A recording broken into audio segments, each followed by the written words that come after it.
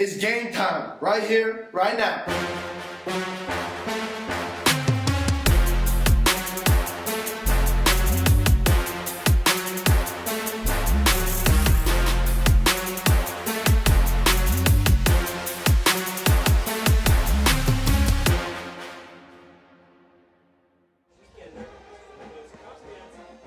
Hello and happy Friday to all of you out there, wherever you are and whenever you may be watching.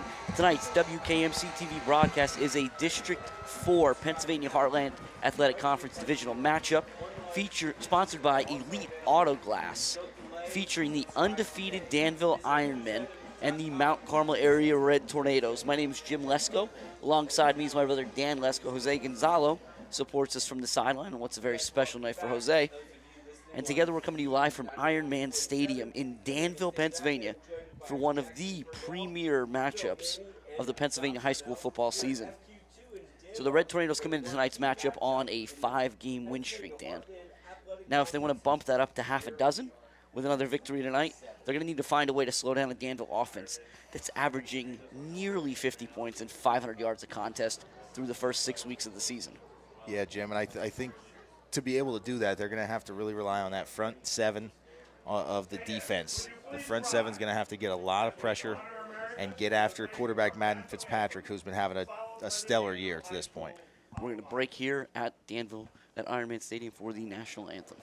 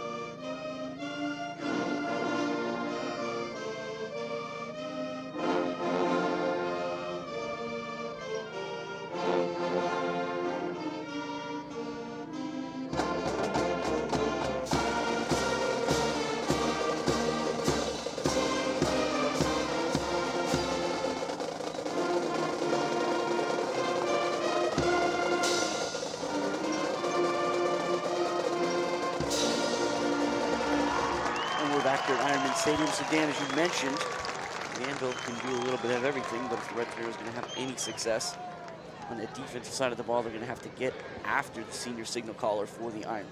Yeah, Jim, I mean, he's not the only weapon, obviously. He's not the only weapon. He's got, there's 4 or 5 Ironmen receivers with over 100 yards receiving. The leader, number 4, Cole Duffy, 34 for 729 yards and 7 touchdowns to this point in the season.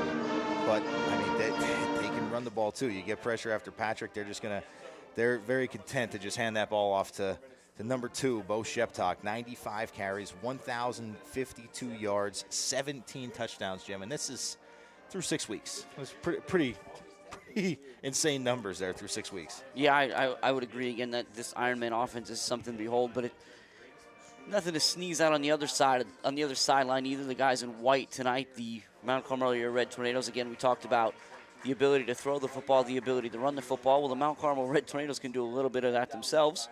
We got Marshall. Marshall comes into tonight's Week 7 matchup having thrown for at least 100 yards and a touchdown in the first 6 games of the season, and he's only about 112 yards away from being only the 12th player to ever throw for 2,000 yards at Mount Carmel.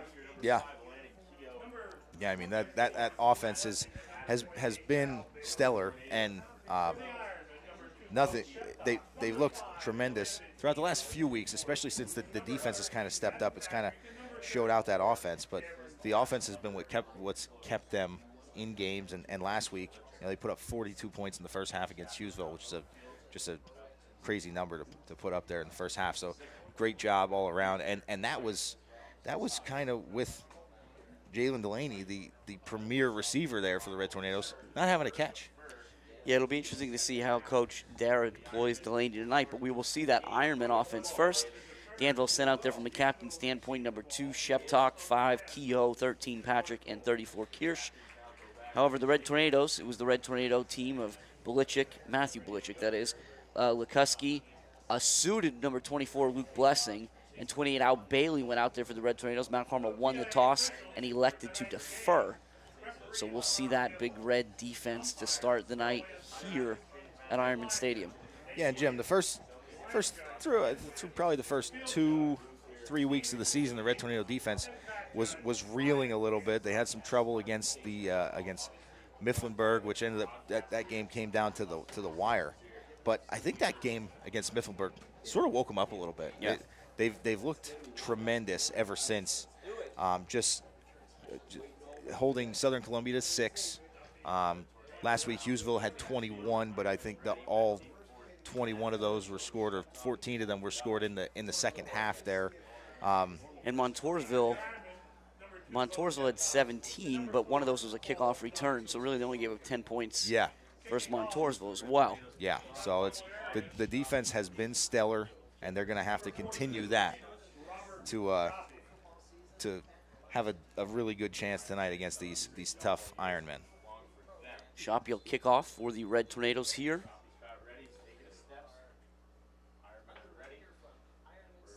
And we are underway.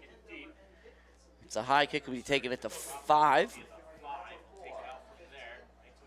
Duffy evades the first tackler. Now he's got a little bit of space. Now he's got some room to run. Adams has an angle. Can he stop him? Can Adams get him? Just enough. Caught just enough of Duffy. My goodness, what a start for the Ironmen. Yeah, I mean, that's a tremendous start. You're going to start your first offensive drive deep in Red Tornado territory. That's a great job there. Adams, again, credit to him giving chase there, but Duffy just made one guy miss and then found a lane and got to the sideline and showed off the speed. It was a tremendous kick return to start things off here with the Ironmen in great position.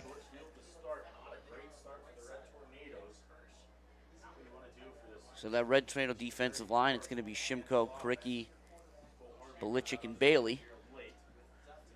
At second level will be the freshman Clokus along with Miller, Morganti, Lukuski, Delaney, Belichick, and Kimzel round out the back end of that Red Tornado defense. But it'll be Sheptalk off the left side, and he's going to run into a few Red Tornadoes. Looks like Miller maybe starts the stumble, but Clokus and Morganti are going to finish it up. Yeah, really nice job there by the Red Tornado defense rallying to that. It's kind of a little bit of a delay handoff there. Sheptalk kind of took a step back, and essentially a counter from that single back position. But it's a really good job by the Red Tornado defense. The linebackers just flow into that play. The defensive line holding tough. Trips to the right for Patrick Duffy by himself, the single receiver to the left. He's going to roll to his right. He's under pressure. He throws just a bit outside. Intended for Raup. It's going to bring up 3rd and 7. And that was an interesting throw, Jim. It appeared that with everything, the motion of Patrick's body, he was moving upfield. He was going to throw that down beyond the sticks, and then he ended up throwing it, 2 yards on like a little flood pattern there. But really good job of the Red Tornado defense in coverage, flowing with Patrick, not giving him a lane to run, because they're going to see a lot of those designed rollout plays. You're going to continue to see those throughout the night. Straight back for Patrick. He throws a rifle. I was looking for Kirsch. Incomplete. Ooh, Dan, that had some zip on it. Yeah, Jim, he was looking for him, and he had him. Kirsch, unfortunately, not able to pull that one in, but Kirsch had a step on the defender, and that ball came out so quick. That was all he had time to get. So we're only a little over a minute into the game here, 10:59 remaining in the first quarter. We've already got a huge down and distance play here, 4th and 7. Ball sitting at the 26-yard line of the Red Tornadoes after the big return by Duffy. A couple yards off Sheptalk and 2 straight incompletions from Patrick. Yeah, we're going to see 5 wide here from the Ironmen, so be prepared for. Miller jumps out to help Delaney on the slot. Patrick rolls that way. He's under pressure, and he throws it, and it's high and wide. He was looking for Duffy, and so the Red Tornado defense responds. It'll be 1st and 10 Mount Carmel going the other way. And wow, after again that tremendous kick return there by Duffy, the Red Tornadoes defense holds tough. A couple high throws from Patrick. He's probably a little revved up here, first drive of the game. We'll be looking to see him kind of settle in a little bit throughout the remainder of the game. But, now you get to see that Red Tornado offense take the field here. Marshalik has Cricky beside him in the backfield. He moves Bailey to the other side. It'll be Cricky to the left. He's going to try to get the edge. He makes one-man miss, tumbles over the 30. We'll see out to about all the way to the 33-yard line. Good run by Cricky on first down. Yeah, Cricky did a good job bouncing that out. That's where his lane's been, Jim, throughout the season so far. Not a big guy. He knows he's not usually going to get that crease on the inside, so he bounces it. And as long as there's a seal on the edge, he does a good job of taking advantage. Same look from the Red Tornadoes. A big block by Adams, and Cricky will have a first down across the 40. Yeah, that was Sheptalk that pushed him out of bounds there, and was essentially the last line of defense there for the Ironmen. So good job by And again, Sheptalk playing that deep safety position that Mel Kiper loves so much, but did a really nice job there of playing it and being the safety valve. Cricky's in motion, but we're going to stop here before it gets started, and the Red Tornadoes are going to take 5 steps back. Yeah, and again, Red Tornadoes looked really solid here the first 2 plays of the drive. And then, the one thing that has been their biggest malady to this point throughout the season, just a unnecessary penalty. It's trying to get that cleaned up. Delaney, Bailey, and Belichick to the right. Adams by himself to the left. Cricky still in the backfield with Marshalik. It's going to be Cricky again off that left side. Not as much success on 1st and 15. He'll get maybe to the 39. Looks like they'll give him the 40. Make it all the way up to the 41, actually, Dan. So it'll be 2nd and 12. Yeah, he had a good push there initially, but he ran into, looked like 3 or 4 Ironman defenders there and just wasn't able to get loose. But again, just chipping away. Even another run here with Cricky, set up a third and medium would be perfect. Marshall to throw for the first time. It's Delaney, and he gets a good block from Belichick. He'll get out near the 50. It'll depend on exactly where he stepped out of bounds. Be at the 49 in Danville territory, bring up 3rd and 2. Yeah, it's a good job there by I think that was Belichick out here getting a block and sealing the edge there. Gave Delaney a nice lane to get to the corner. Belichick on the end. Bailey was in the middle. And they both did a great job sealing that off. Bailey hops from the left to the right. And it's Cricky again off the right side. This time we'll have a first down for the Red Tornadoes down to the 45-yard line. Keep the sticks moving. Yeah, Jim, these Ironman defenders, when they get a chance to hit somebody, they are laying the lumber. But the Red Tornadoes just doing a great job of just handling it. They're, you see Cricky, we talk about it all the time. He's more of a speed guy, not really a power back, but he just does a really good job. He does a nice job there corralling a pass that was on his back hip. Yeah. And given the angle, could have been a fumble were he not to catch it. But Cricky does a good job of reining in, getting upfield for a gain of a yard, which, again, is much better than what could have happened, Dan. Yeah, absolutely. I mean, even worst-case scenarios, that's a turnover. But even best-case scenario, if he doesn't catch that ball, is it just goes out of bounds for about a 7 or 8 yard loss. So a really good job, Cricky, pulling that one in and getting something out of it. It's Cricky again off the right side. Not a whole lot there for him. He gets about the 42. It's going to bring up 3rd and 7. And you see on that play we saw, looked like number 34, Cameron Kirsch. Just did a really good job from that outside linebacker spot, kind of squeezing down and not allowing Cricky to bounce that one outside, so he had to take it inside for a short gain. Red Tornadoes are very tight. We call it the shotgun double wing, but it's not quite. That is another variation of it. Cricky goes in motion, but it's going to be Delaney on the inside talent. He's got space. He's got an alley. It's going to be a foot race. He stumbles just a bit, and that's going to make all the difference and give the Ironmen a chance to catch up, but nevertheless, a big first down inside the red zone. It'll be 1st and 10, Big Red at the 15-yard line. Yeah, and Jim, we saw this play last week go for 2 touchdowns for 2 separate players. I mean, it's just a very well-designed, and the Red Tornadoes are so adept at running it that the line, doesn't matter who's the back, they know where their cutback lane is, they know where their bounce-out move is. They do a really good job of turning that into something more often than not.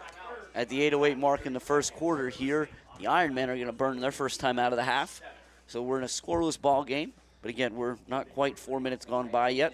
1st and goal for the Red Tornadoes at the 15.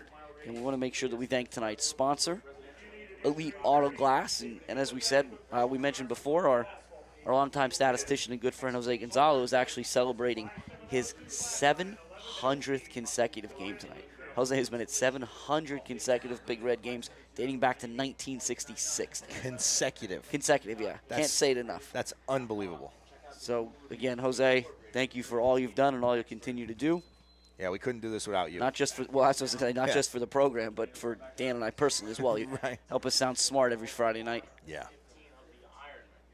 So now, again, the Red Tornadoes will stay tight. You see Blitchick bumps into the tight end.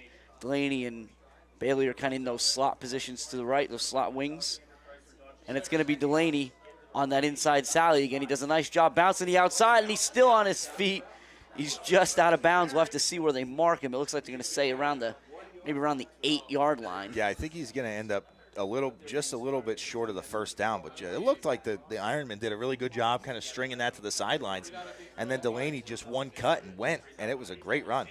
It's like there is a Ironman defender down on the field on the far sideline. Be tended to. Not quite sure what number that is, Dan. I don't know if you could see.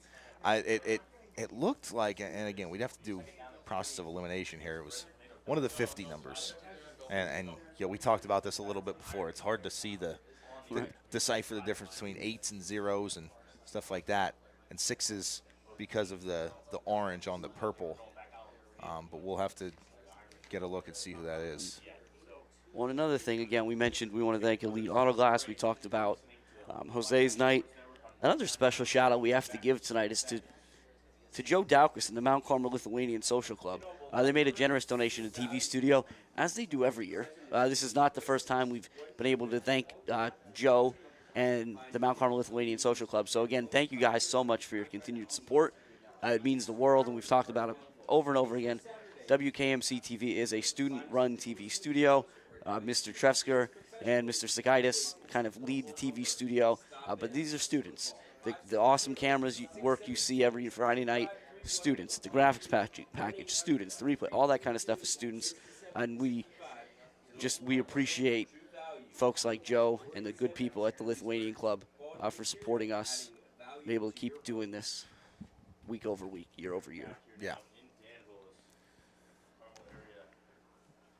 Another couple things, Dan, I know that we talked about this week. We're here. The Red Tornadoes, I think there was a big story here and there about the last time Mount Carmel and Danville matched up. It was 2021. Yeah. But that was back at the Silver Bowl. Yes. Danville and Mount Carmel would have played in 2020. We're now for the shortened season and all those kinds of things. Correct. Before that, it was 2016. Okay. The last time the Red Tornadoes were here. And so what that means is that this is actually the first time you and I have been here doing this together. Yes, it is. So it's always kind of interesting. This is, I think, what we say, year 7 now. Yeah. So to have still have stadiums of just across the way. Danville's not very far. No, it's that not. we're still kind of getting experience with is always fun. And it looks like the young man for the Ironman is up. And the hospitality's always great. Always no matter where we go, it's always appreciated. We love coming to different places. Yeah, and that is going to be number 58, Ethan Hackett, for and I will. The Ironman. I'll give you credit, Dan. You balked a little bit because you don't want to be wrong about that stuff. Yeah. That's the first sign you gave me was 58. Yeah, I thought that's what it looked like, but again, the 8s, 0s, 6s, they all kind of look alike on that orange jersey, so I wanted to be sure. But yeah, Jim, you mentioned, and realistically, the last time that I was here at Danville was good memories, right? No, unfortunately, never had good memories here. I'd say 2010 season, my season ended here. And the 2012 season, which was my senior football season, my season ended here. So that's went to district championships 10, 11, and 12, won it in 11, lost in 10 and 12, both to Danville. So it was a tough stretch there. So another thing that was brought to our attention this week by our good friend Jose, and I don't know if we didn't notice it when it happened last week, but we talked a lot about Bumps, 55 Logan Erb. Yes. Bumps played 4 different positions last week. Wow. Just on the offensive side of the ball, that is. Oh. He gave us center, left guard, left tackle, and right tackle. Wow. All throughout the course of the game. Yeah. And I mean, that's the one thing that Bumps brings to the table is just he's like a chameleon. Wherever you put him, he's going to adapt, and he plays well. Yeah, and that's only one side of the ball. He does a nice job at defensive tackle as well. Yeah. But on 2nd and 3, it's going to be Delaney again. Delaney's going to try to get to the outside. He'll put his foot in the ground and kind of drive upfield, but he's still going to be short. Going to be 3rd and maybe 2. Yeah, and that's 3 consecutive inside Sally runs for the Red Tornadoes, which now, you had the long one the first time from the Delaney, then about a 7-yard gain, then this one only about a half a yard gain. And Dan, I was pointing. You go ahead, call that one. That's your. And the Red Tornadoes are going to employ the hard count and get a first down once we get the call here.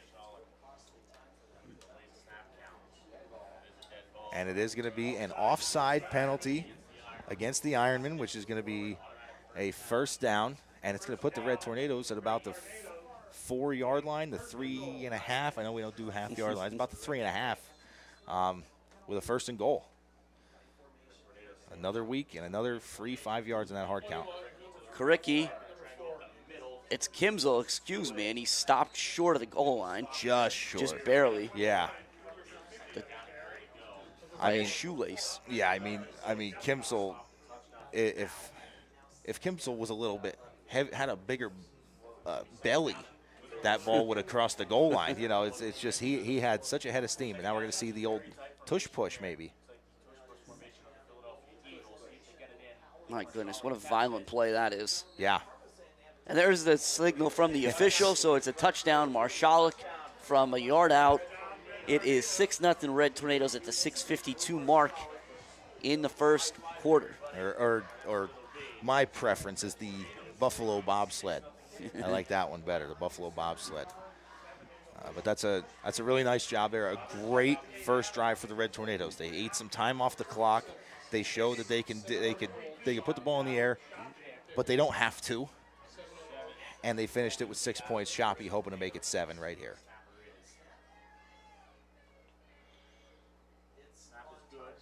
Adams gets the snap down from Shimko, and Shoppy does the rest, and it's 7-0 Mount Carmel. Shoppy now an incredible 22 of 24 on extra points for the season, and he's been a different kind of weapon. Yeah. For the Red Tornadoes. He stepped, actually, last week, he moved into 7th all-time and made PATs at Mount Carmel with 69. Wow. Now 70. Yeah, that'll be a nice round number now. Yeah, so. Right. Another thing, Daniel, you mentioned it. The Red Tornadoes threw the ball a little bit. Yeah, right, they threw the ball horizontally. Laterally. Yeah. Right, yeah. Laterally. But really, it's that offensive line, and we've talked about it throughout the season about what a great job they've done of keeping Marshall upright. And in that case, they really opened some holes for the running back. And again, if we think tonight from left to right, that's going to be Jagger, Delaney. Yes.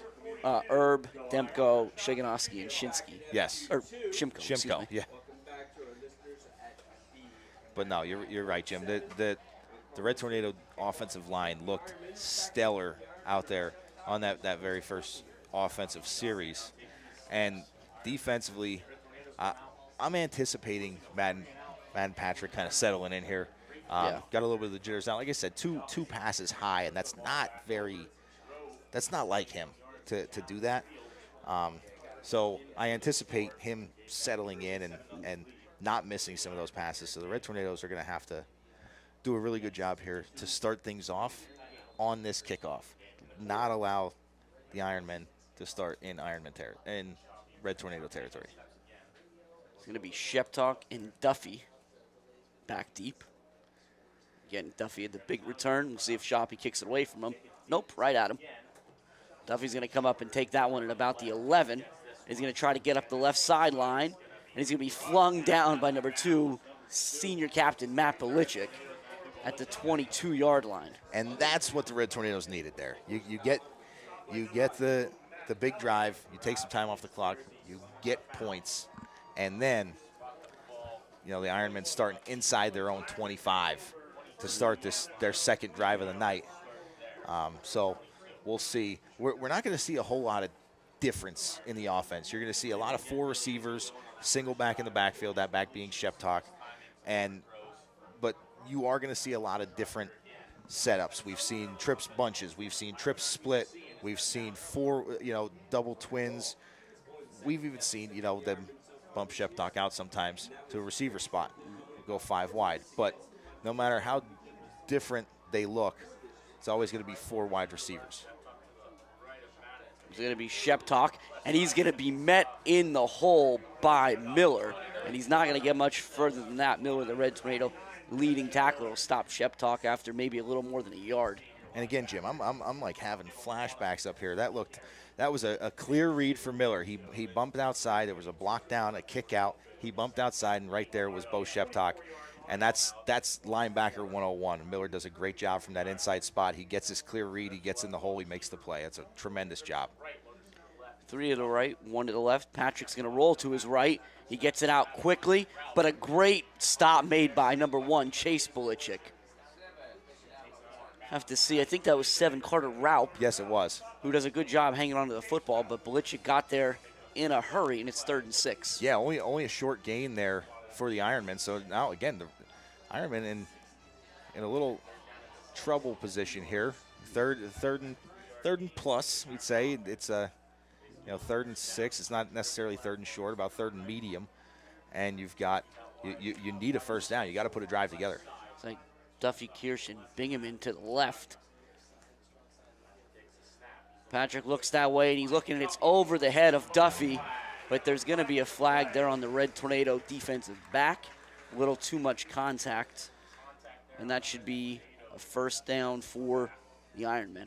Yeah, Red Tornado defensive back did a good job off the line with the jam. It just seemed like he kind of continued that down the line a little bit on the slant play, which is going to be the first down for the Ironmen.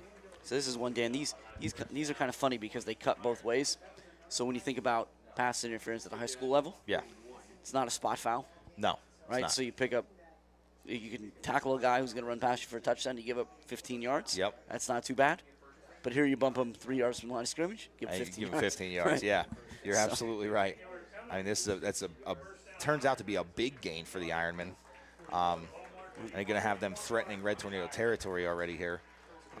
And again, there's you don't want to give anything up free against a really good team like these Danville Ironmen are. So Red Tornado is going to be looking to get a stop here and kind of rectify that. Sheptalk again to the left, and now he's got a little bit of space. He's running through tackles, and now he's got the sideline. Is anybody going to catch him? They can't get there. Touchdown, Bo Sheptalk on what is about a 59-yard touchdown run immediately after the penalty giving up the first down. Yeah, and you're right, Jim. That's the first play, and that's how that's what happens. You give up little penalties, little problems like that turn into big ones when you have that happen on the very next play after giving up a free first down with the penalty. Bo Sheptalk does a really good job making one tackler miss, getting to the sideline, and then just outrunning everybody to the end zone. 33, Garrett Hoffman on to kick the extra point, and that is good. So just as impressive as Shoppy is at 22 of 24, Hoffman is now 28 of 29. Yeah, on the season. Real good numbers, and also 3 of 3 on field goals as well as Shoppy. I was going to say, yeah, they have that in common. So 5:18 remaining in the first quarter here, 7-7 in what's Also, Dan, kind of been identified as a district, Pennsylvania Heartland Athletic Conference Division II championship matchup of sorts. Yeah, you're right. If the Ironmen are to be victorious tonight, then they will lock up that matchup, that Division II championship. Yep. If the Red Tornadoes are able to do so, then they'll have a contest in 2 weeks versus Milton that if they win, they'll lock it up. There you go.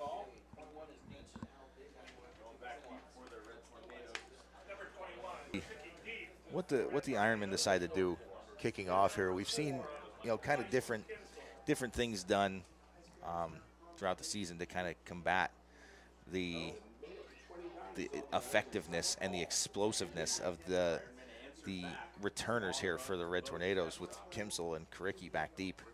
You don't want to kick it to them because 90% of the time they're going to make something happen. It'll be Hoffman again. He'll handle all the kicking duties for the Ironmen. Kick, punt, kickoff. You do everything. As you said, it's Kimsel and Karicki back deep. Kimsel with a couple kick returns. Well, one kick return, a punt return for a touchdown already this season. And again, we've seen Karicki's speed. Yeah. That's going to be a line drive into the end zone. Great kick by Hoffman. It'll be 1st and 10 Red Tornadoes at the 25. Yeah, and the one way that we've seen that neutralized, Jim, is the effectiveness of those kick returners is touchbacks. Yeah. I also think I said 25. I've been watching too much NFL lately. Yeah. Well, now they're I starting guess at the maybe 30, college, aren't they? I don't know. Yeah. Who knows? They're starting at the 30 with that Pick a new yard line. kickoff rule. Yeah. We're going to start at the 20, though, I think. 20. 1st and 10 for the Big Red at the 20. It'll be 2 to the left, 2 to the right for Marshall with Karicki in the backfield. It's going to be Karicki. He's got a little bit of space, does a good job getting across the 25 to the 26, 2nd and 4. Yeah, nice run there by Karicki. Did a good job. And, again, he just kind of fights through that inside, that interior. And Karicki gets up a little bit hobbled. Going to be replaced by Kimsel here.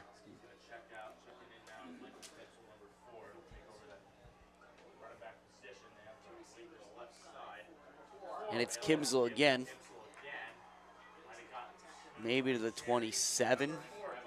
Looks like they're going to give him the 28 and forward progress. It's going to be 3rd and 2. And the Ironmen, Dan, are really getting after that rushing attack. Yeah. And, I mean, rightfully so. The Red Tornadoes had a lot of success on the ground, so I wouldn't be surprised to see them, try to pop this one out here to Delaney in the slot on a quick hitter for this 1st down at least. Marshall tries the hard count. Little movement on the Ironman side, but not enough. It's Belichick and Delaney. To his right, Adams buys lonesome to the left. Marshall hands it to Kimsel up the middle, and he's not going to get there. Ooh, he's going to be close, though, Jim. He's going to be very close. Ooh. So it is going to be a 1st down. Okay. That extra push there from Kimsel, was. it looked like he got stood up, but he kept those legs driving, got a little bit of an extra push there before he got dragged backwards. A really nice job just putting his shoulder down and bullying his way for the 1st down. Now we'll see Marshall, clean pocket. He steps up, he's got to move, he's under pressure, and he takes a shot. That was number 5, Kehoe. And I think that's one that maybe looked a little worse than it was. Yeah. By the way Marshall fell, but Kehoe put a stick on him. He did. And it didn't even look like Kehoe was trying to really hit him. It looked like he was swiping more at the football. He was trying to knock that ball out and essentially almost clotheslined him.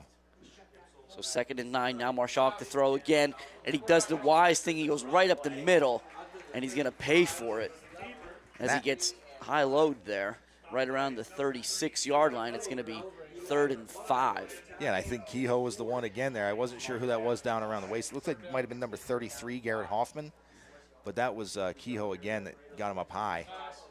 Now it's to Adams, and Adams gets a great block from Bailey, and he'll have a first down for the Red Tornadoes. Yeah, really nice job from Bailey as he comes about 3 yards back onto the field from the sideline after getting that kick out block there to open that up. Well, I think it's give Marshall credit. He's done a great job protecting the football.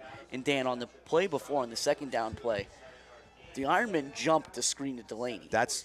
And whether it was a design play, fake, and draw, or if that was just Marshall seeing it happen, that was going to be 6 the other way if not for Marshall's play. 100%. And now, there goes Kricky.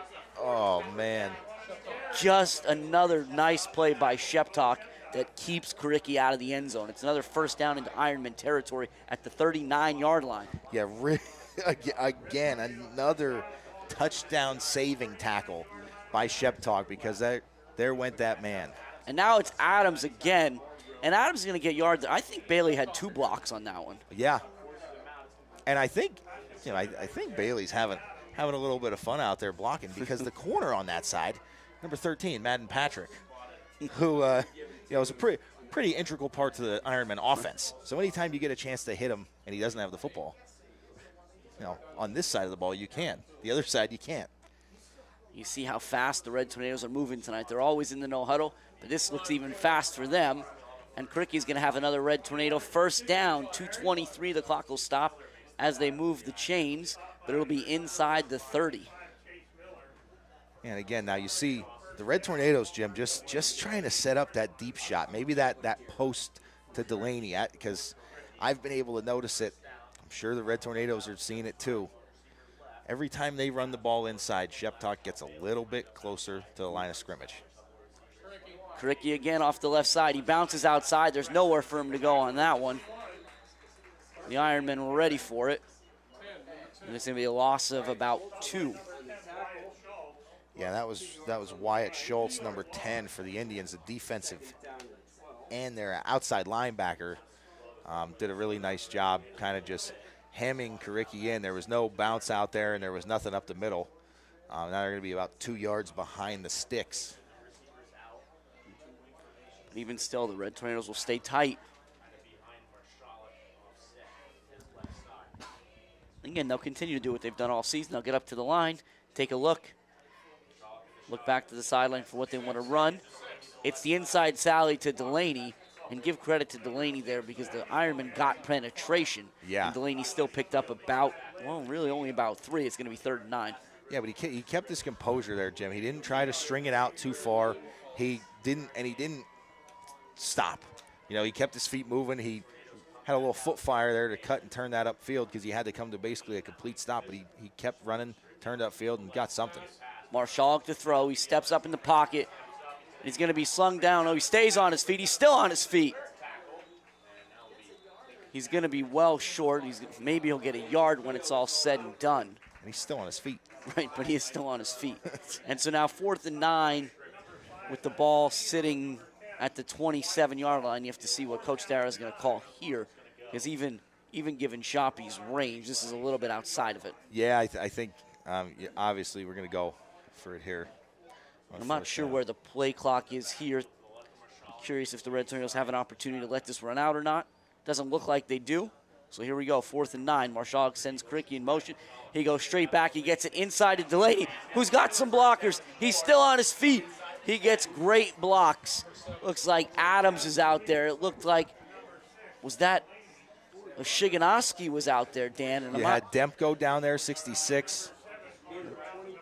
Just a great job by the Red Tornadoes. A great play call, well designed. Yeah. And this will bring us to the end of the first quarter. So after 12 minutes of play, it's 7-7 here at Ironman Stadium between the undefeated Danville Ironmen and the 5-1 Mount Carmel area Red Tornadoes.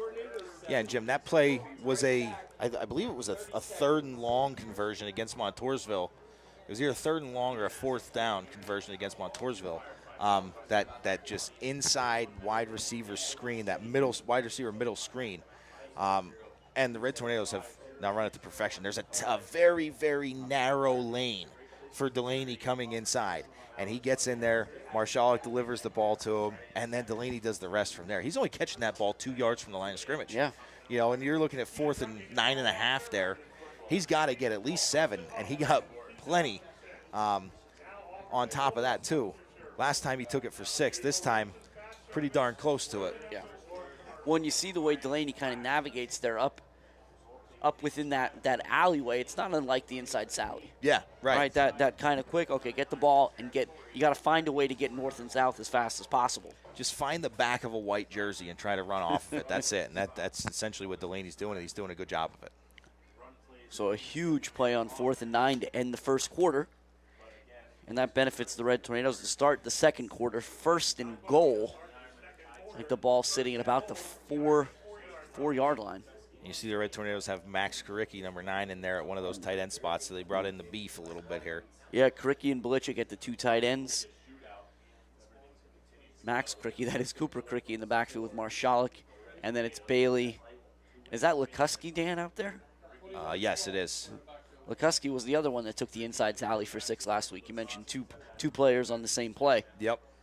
Delaney and Lukuski. So we'll see if he's the one here. It is Lukuski, and he's in. And it is him. 13-7 Mount Carmel, 4-yard inside sally from number 12, Andrew Lukuski. And, Jim, sometimes it's just a different look having a different person at that position. There's really no difference. The formation is the same. The play is the same. The blocking is the same. But it's just a different guy in there. And maybe you think, hey, Delaney's not in there. They're not going to run that Sally play. And you give it to Lukuski and it pops. Again, he would have had plenty of that because he didn't even get touched into the end zone. But really nice job there by the offensive line setting that up, and by Lukuski finishing it off. And Shoppy's kick is blocked. And so in a season where the Red Tornadoes have already had 2 games decided by a point, yeah, you can appreciate how big of a play that is. I think that was Kehoe that got in there. I think so, Jim. There was a host of Ironmen, but Kehoe looked like the one that got his hand on it. But either way, you're right, Jim. I mean, the Red Tornadoes, two 1-point games so far this year, and just that could prove costly. I wouldn't be surprised if you see Coach Dara go for 2 the next time the Red Tornadoes score to get that one back. One thing that's not costly, so you want to remember, Supper Club.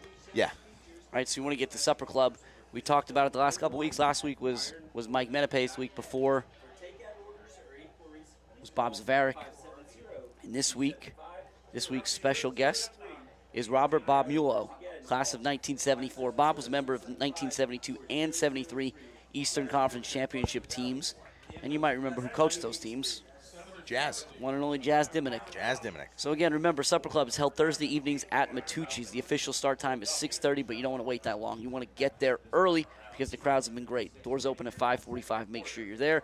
You'll have a chance to meet with and chat with current members of the football team, cheerleaders, band, TV studio was there last week.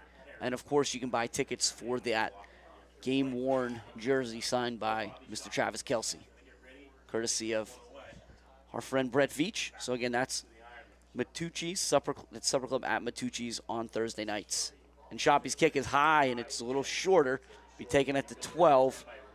That's going to be a good return by number 7, Raup, out to about the 29. Kimzel is down for the Red Tornadoes. Yeah, it was Clokus on the tackle, but you're right, Jim. Kimzel down away from the play, too, so we'll have to see. Again, just kind of wrap that up again. Thursday nights at Matucci Supper Club. Doors open 5:45. Official start time is 6:30. This week is Bob Mulo, 72-73 Eastern Conference Championship teams, 1974 graduate. And you can win, but you can buy chances to win that game-worn jersey signed by Travis Kelsey, the Kansas City Chiefs, provided by Brett Veach. Yeah, so we'll see here.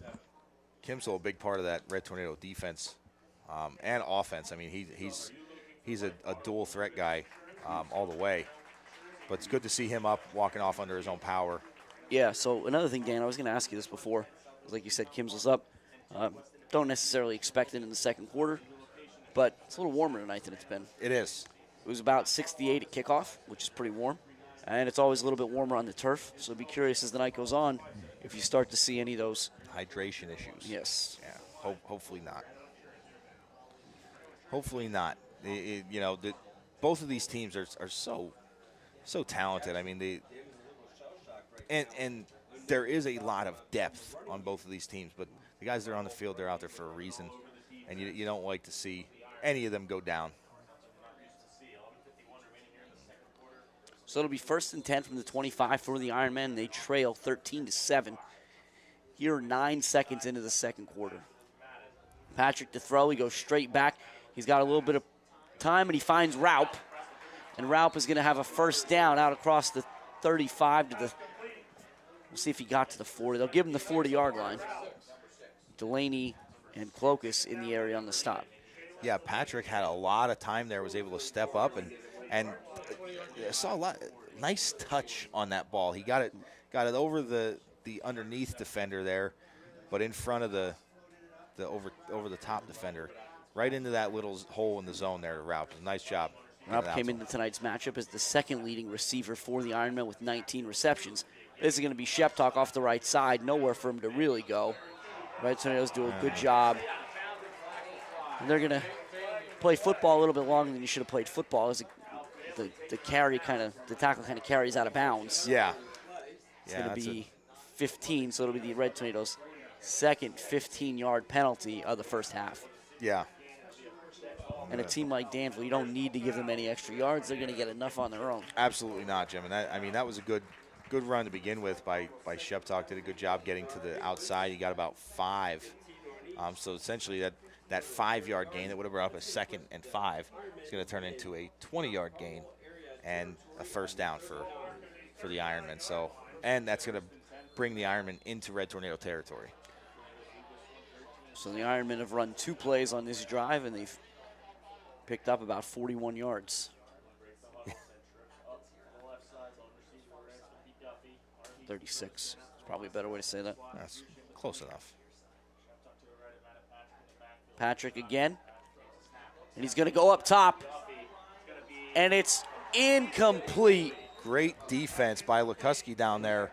He was looking for Duffy, who's the #1 receiver, and Duffy gave it everything he had to go up over Lukuski, but Lukuski was in his pocket. Yeah, that's a great way to say that, Jim, because that's exactly what I was thinking. Lukuski was with him step for step, Duffy down the sideline, and just blanketed all over Duffy. So really good job, and he did a great job finding the football and getting his hand up. He didn't don't want to get called for face guarding when you have in such great coverage. Have a goofy penalty like that. So it's a really good job there all around by the Red Tornado defense. It's Duffy and Cole Harvey split to the left. Raup comes in motion. It's going to be Sheptalk off the left side, and he's going to be grabbed quickly. Have to see who it is gets up off the bottom of that pile. That's going to be the freshman Clokus. Yeah. We saw that coming all the way, and now it's 3rd and 9. Yeah, you love seeing that. Clokus, I'm not sure exactly where Clokus started on the play, but right about the time the ball was snapped, he was in the Ironman backfield and took 2 steps down the line of scrimmage and got a hold of Sheptalk almost immediately. 3rd and 9. Look at this Red Tornado defense. We got 9 guys on the line of scrimmage. Patrick steps up. He's going to try to bounce to the outside. Miller's going to meet him head on. It's going to be a big sack. It's going to cost the Ironmen 4 yards.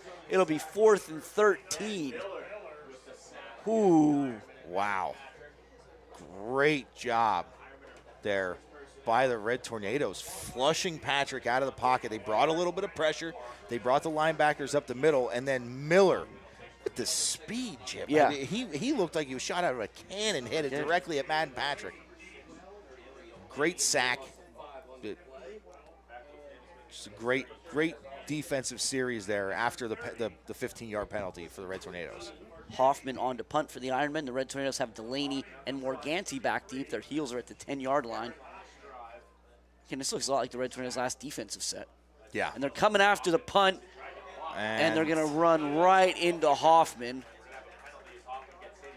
Hoffman is down on the play. He sits up okay, so that's great to see.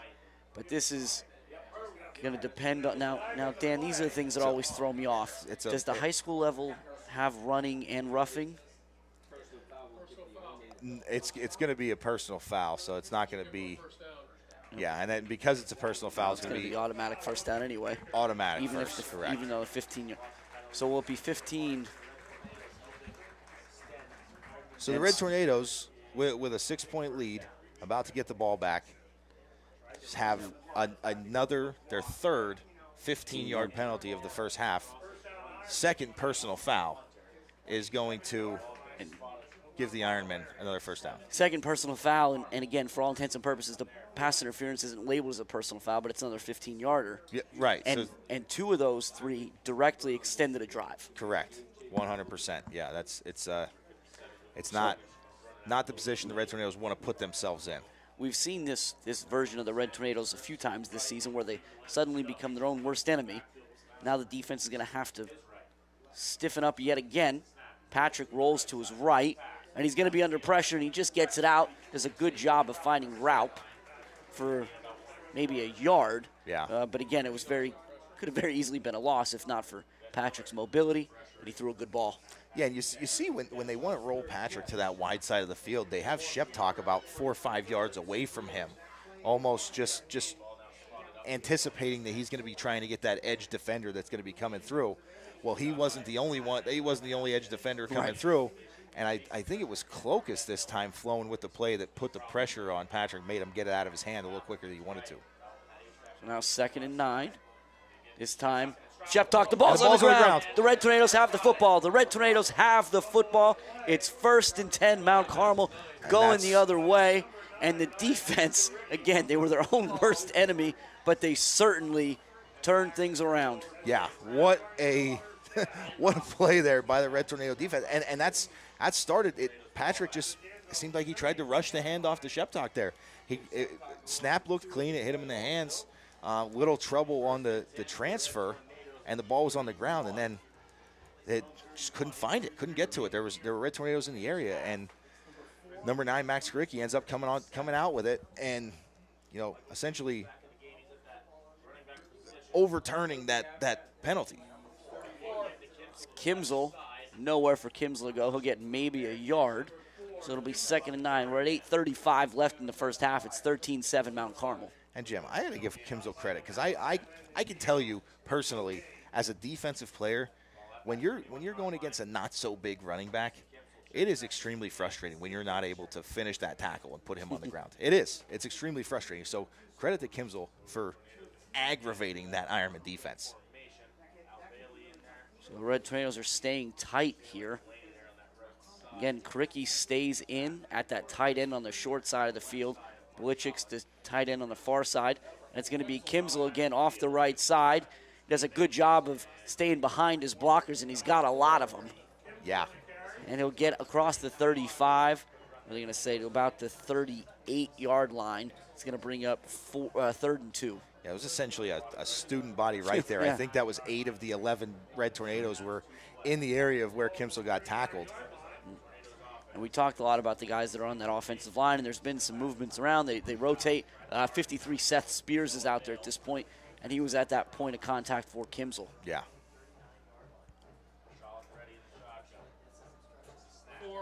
Kimsel again off the right side. He's got the first down, and he trucks the defender, and he's into Ironmen territory.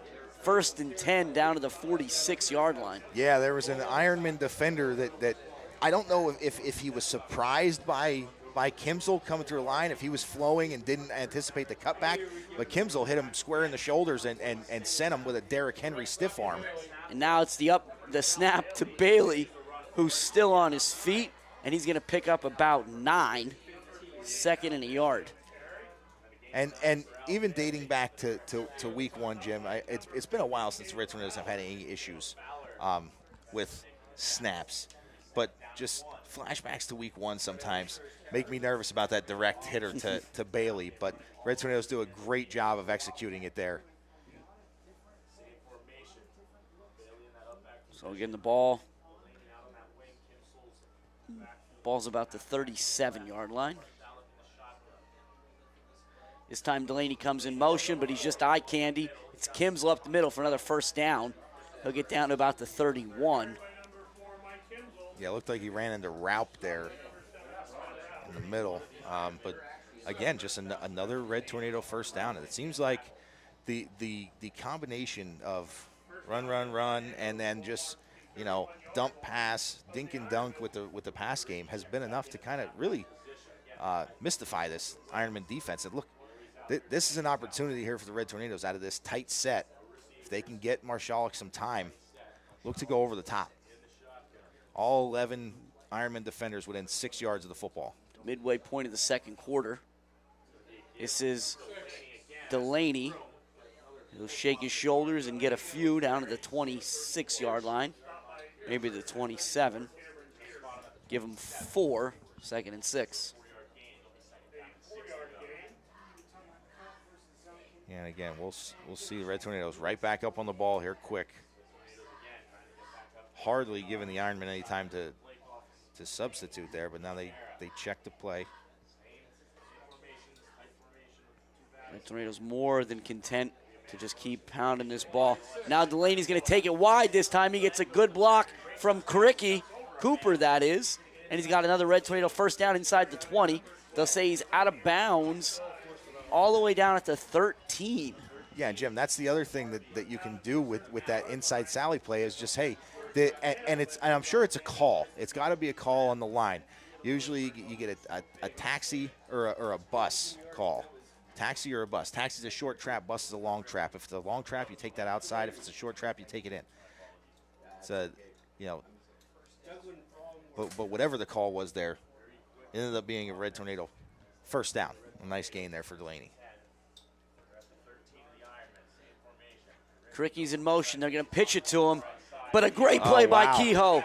My goodness, Kehoe read that the whole way, and he knifed in there to drop Cricky in the backfield. Yeah, and I think that's just because the pitch just takes a second to get out there. Kricky's not able to get out directly behind his blocker. Kehoe does such a good job of getting in the backfield there. And Kehoe's got 5 tackles for loss on the season so far. Had 3 of them last week. So great job just reading that from that linebacker spot and getting into the backfield. So 4:40 left now in the first half. And if you remember, this half started with this quarter started with a 1st and goal from the 4 for Mount Carmel. And now it's Lukuski, and Lukuski's going to try to get the corner. He will, but there is a flag in the, I'll say, Dan, in the area of offensive holding. Yeah. I don't know it for sure until the official tells us, but. Yeah, I mean, that was a tough one there for the Red Tornadoes. Lukuski did a really nice job of just trusting it and staying with it, going all the way to the end zone, or all the way to the sideline, I'm sorry, but you're right. That is an offensive holding. It's going to take the Red Tornadoes back from essentially from where the line of scrimmage was, which was already behind the sticks. So 1st and 10 at the 13. Let's see, they got to get to the 3, well, maybe from the 14. So 1st and 10 from the 14 is going to turn into 2nd and, what is that, the 26, so 2nd and 22? Yeah.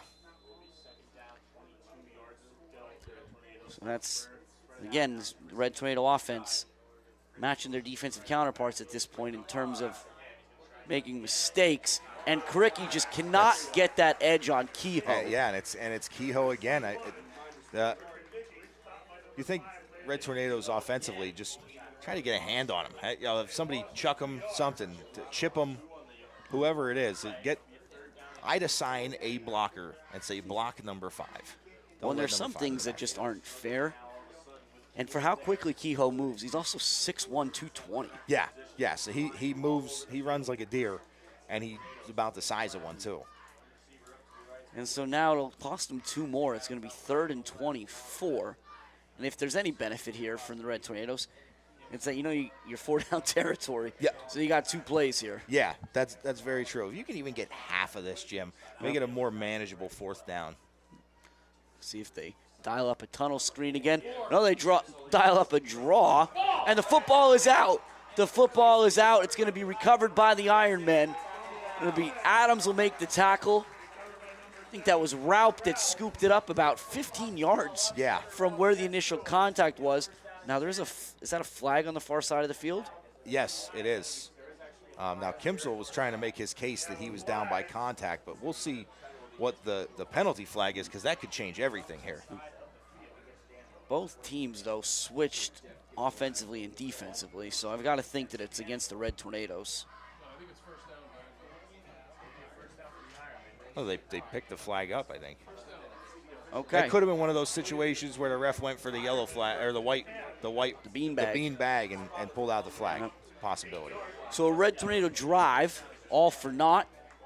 Now it's 1st and 10 Ironmen at about the 10-yard line, maybe the 9. And it's Sheptalk, but he runs into Jagger Delaney. That's a great And job. Delaney blows it up in the backfield. A huge loss on a play where the Ironmen don't have a lot of room to move as it is. Yeah, that's a tremendous job there by Delaney. And you see Sheptalk, a lot of times he hits that contact right away. He employs that quick spin move, and it is quick. So he put you in a spin cycle, but Delaney just hung on. He essentially spun around in Delaney's arms, and Delaney just engulfed him. Forward progress for Sheptalk will have him at looks like the 7. Maybe the 6. 6. I think it's a 6.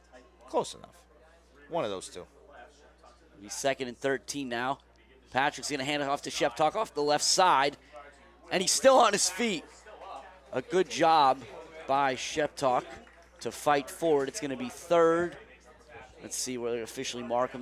So they're going to give him the 5th. No, put him down at the 14. It'll be 3rd and 5 now. 3rd and 5 now. As we approach the 2-minute mark, 2:12 and counting here in the first half. And now this is a situation, Jim. This is one of those things that you never know what you want to, what the situation's going to be here for the Red Tornadoes. And even if you're Danville, it's an even harder decision. You know, if you don't get the first down here, obviously you're probably going to punt it away. And then the Red Tornadoes might use a timeout. But if you get the first down, you're probably going to use a timeout. Patrick keeps it himself, and he's got some room. He's still on his feet. He's at the 20, the 40. He gets over the 45-yard line, so it's the true read option. Patrick keeps it himself, and he is a huge gain for the Ironmen. And could that be the spark they needed, Dan? Yeah, I mean, with how effective Sheptalk has been to this point, especially breaking that long touchdown run that he had earlier in the game, it's a really, really tough one there for the Red Tornadoes to kind of be anticipating anything else. 90 seconds left in the first half. It's 1st and 10 Ironmen from the 47. Patrick to throw again. He wants incomplete. He's looking for Duffy. Good coverage by Lukuski, 2nd and 10. And the ball was a little underthrown there. Duffy tried coming back through Lukuski, but Lukuski gets a shot at the football too there. So good no call there defensively. Clock stopped at minute 20. Again, the Red Tornadoes lead the Ironmen 13-7 in a matchup of the number 2 and number 3 teams in District 4 AAA. Danville behind number 1 Lewisburg by just a few percentage points. Both the Ironmen and the Green Dragons undefeated. Now it's trips to the right for the Ironmen. Duffy by himself to the left. Sheptalk moves from the right to the left of Patrick. Patrick straight back. He's under pressure from Karicki. Now he's going to roll to his right. Now he's got to make a move, and he does. He steps up. He's going to be tackled by both Karicki and Bailey just short of midfield. It's going to be 3rd and 8. Yeah, and just not much there for Patrick. And we're going to see Danville use their second timeout here. With 1:06 left in the first half. Again, we want to thank tonight's sponsor, Elite Auto Glass, for their support tonight. We're all but 23 minutes gone by here, and it's been a fun 23. Yeah, it has been. It's been very fun. It's been a lot of excitement, a lot of just interesting stuff going on tonight. The Red Tornadoes threatening. They get behind the sticks. They turn the ball over. When they get stops on defense, there's penalties, and they have the fumble. So I think we're even on the turnover side of things at this point. But I think there's going to be a big disparity in the penalty yards between the Red Tornadoes and the Ironmen. Just a few other things for tonight, again, like we talked about. The Shamokin Indians have been a story for the first 6 weeks of the season. They're trying to keep that going tonight against Williamsport. They currently lead 21-6 in the second quarter. Again, so it's going to be 3rd and 8. Red Tornado's going to bring pressure. 5 wide for the Ironmen. Patrick under pressure immediately, and he throws it short. Looked like he was looking for Sheptalk. Or excuse me, that was Duffy. That was 4. So now it's going to be 4th down. And Jim, that looked like... And there goes Hoffman. Yeah, that looked like Ben Miller and one of the defensive linemen twisted there, and Ben Miller was able to come unblocked up the middle, which is what flushed Patrick out of the pocket. And a little bit of pressure from the outside from, I believe it was number 2, Matt Belichick as well, kind of forced Patrick to throw that ball before he wanted to. Kimsel and Delaney back deep for the Red Tornadoes. Last time the Indians punted, the Red Tornadoes got into Hoffman. No rush this time at all. Kimsel's just going to get out of the way. And it's going to die at about the 7-yard line. That's a good punt there by Hoffman. It was a great punt by Hoffman. Actually, I think they're going to mark it at the 8. But the Red Tornado defense, again, stands tall. Red Tornado, they've been put in some tough spots tonight. First by the long kickoff by Duffy to get everything started. Yeah. And then the fumble there by Kimsel. But the defense has done their part. So we'll see, Dan. How do you got 3 timeouts if you're Coach Dara, but you've got 52 seconds and about 92 yards to go. Maybe a little less than that with Choppy. The Ironmen only have one timeout remaining, so I think you see the Red Tornadoes out tight in their shotgun double wing. I think they're going to be content taking this to the half, considering they're going to be receiving the second half kickoff. It's going to be Karicki. Now that is the one caveat, is that there are some guys in that Red Tornado backfield that can score from anywhere. Yeah. It'll be a first down, gain of 12 out to the 20, 43 seconds on the clock. Yeah, so now you see the Red Tornadoes kind of hop up a little bit quicker to the line. No timeout yet, though, for Coach Dara. Karicki will try to get to the outside, and there's nowhere to go, though. They haven't had success getting that way. We'll see if that spells the end of the half for the Red Tornadoes. I'm not sure. They may have to run one more play for the half, but we'll see. Talk to the referees, and it looks like they're going to take it to the half. So we got about 10 seconds left. You see both teams heading to the sideline. So in tonight's WKMC TV broadcast, sponsored by Elite Auto Glass, after 24 minutes of play, that's one half for those of you out there.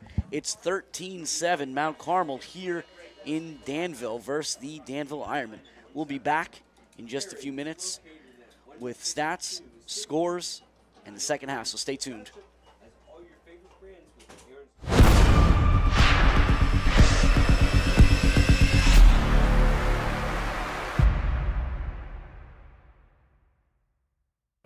I'm here with Gavin Marshalik. Gavin, what's your number and position? Number 16, I play quarterback. Alrighty, so we're going to get to know you in 5 questions. Who's your favorite teacher in the school? Last year, Miss Dan, I'd say. Definitely Miss Dan? Yeah. Her class is so fun. She made it really fun last year, definitely. She did. What's your favorite sport to watch? Definitely football, no Gotta question. be football, you know? Definitely, yeah. Gotta be. What's your favorite fast food? Do you count Chipotle as fast food? Yeah, I'd take Chipotle. You know, you get a lot of protein with it too, Yeah. so good for the body. Good Yeah. for the body. Who's your favorite professional athlete? I'd say he's retired, but Tom Brady. Tom I'd Brady. You take can't go wrong with him. Can't go wrong with him. And what artist are you dying to see in concert? Songwriter, but I say I'll go see Drake again. Drake again? Yeah, great guy. Yeah. Great guy. Thank you. I'm here with Max Karicki. Max, what's your number? What position do you play? I'm number 9, and I play in the D-line. All right, so we're going to ask you 5 questions and learn more about Max Karicki. All right. What is your dream vacation? My dream vacation? Any beach. It don't matter. I just like being at the beach, the boardwalk, food down there. It's just great. I'm not a big fan of the beach. I don't like sand. Who is your favorite professional athlete? Favorite professional athlete? Oh, man. I'm going to have to go with Fernando Tatis Jr. from the San Diego Padres. He's a very good player. What artist are you dying to see in a concert? Metallica. I picked this one for you. What's your favorite fast food restaurant? Favorite fast food? Got to be McDonald's. I probably go there 7 times a week, every day. We're there after every practice. If you could switch lives with any of your teammates for a day, who would it be and why? I have to switch with Al Bailey because I have to know what my best friend's doing throughout his day. If we're not texting or hanging out, I don't know what he's up to. It's very true. All right, that's all we got for today. I'm not sure what.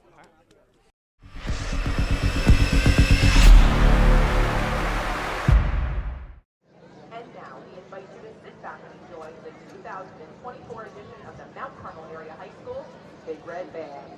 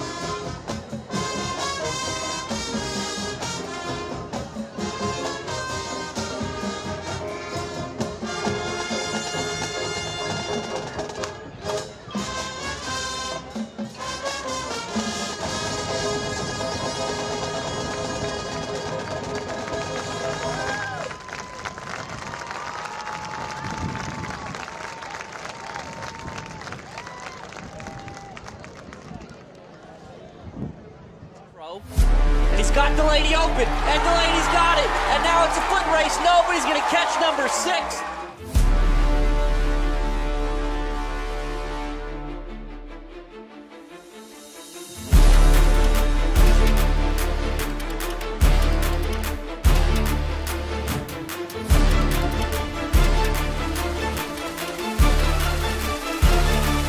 Drop it.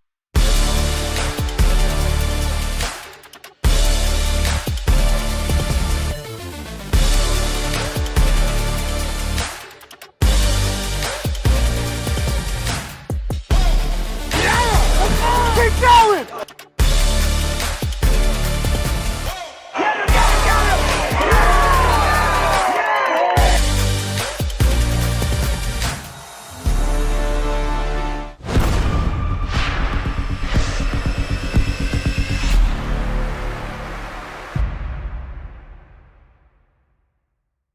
I'm here with Chase Pulichik. Chase, what's your number and position? Number 1, I play wide receiver and safety. Alrighty, we're going to get to know you. What's your favorite sport to watch? My favorite, probably college football. College football? Yeah. Alrighty. Who's your favorite teacher in the school? Mr. Yarch. Mr. Yarch? Yeah. Great guy. He's a great guy. Great guy. Would you rather go camping or go to the beach? I'd rather go to the beach. The beach? Yeah. You like to get tan? Yeah. Go in the water? Go in the water, yeah. Great time there. Great time.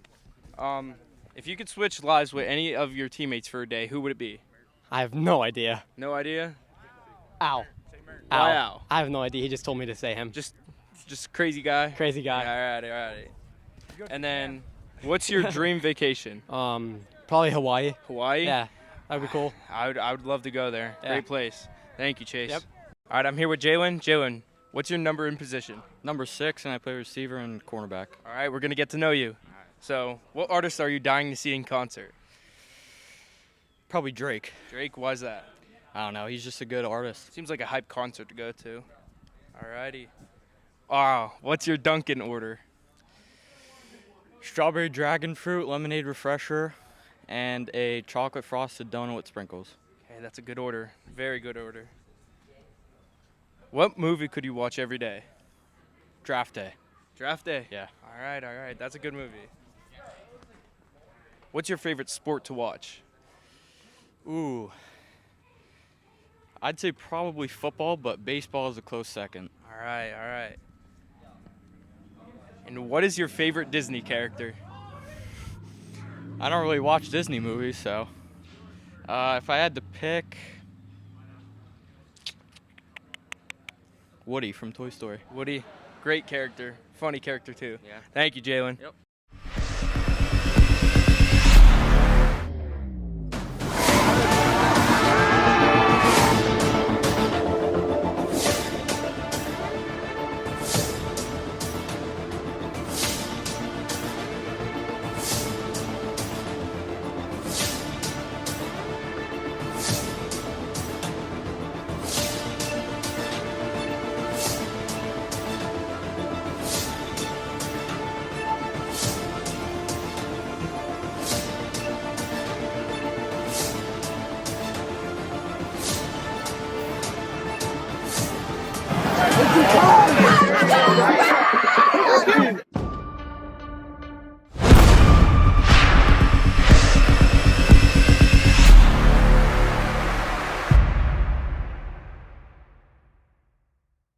I'm here with Jagger Delaney. Jagger, what's your position and number?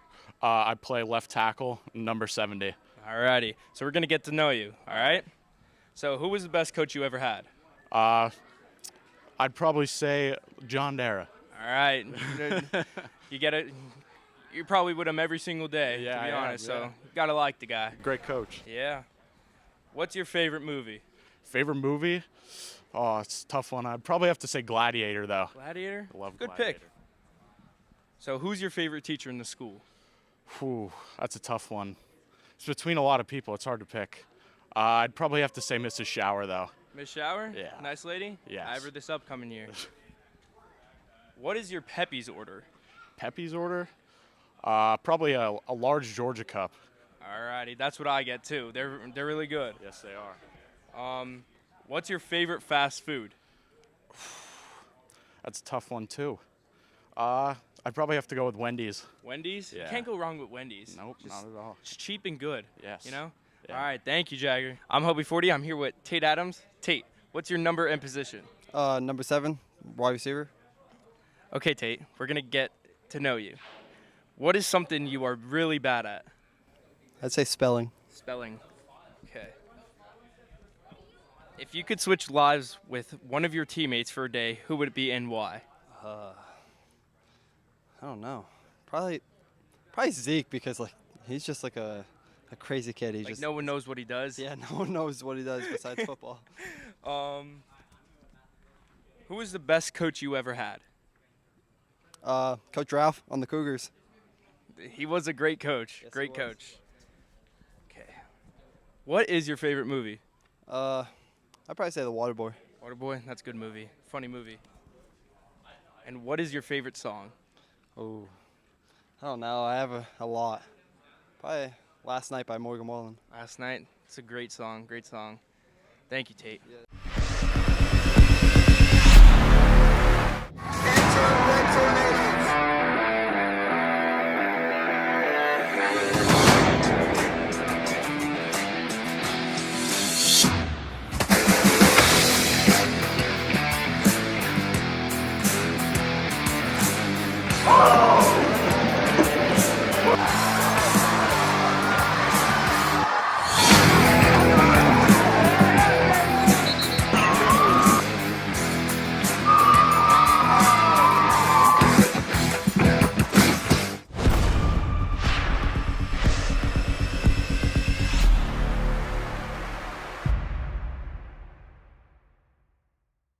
All right, I'm here with Matt Belichick. Matt, what's your number and position?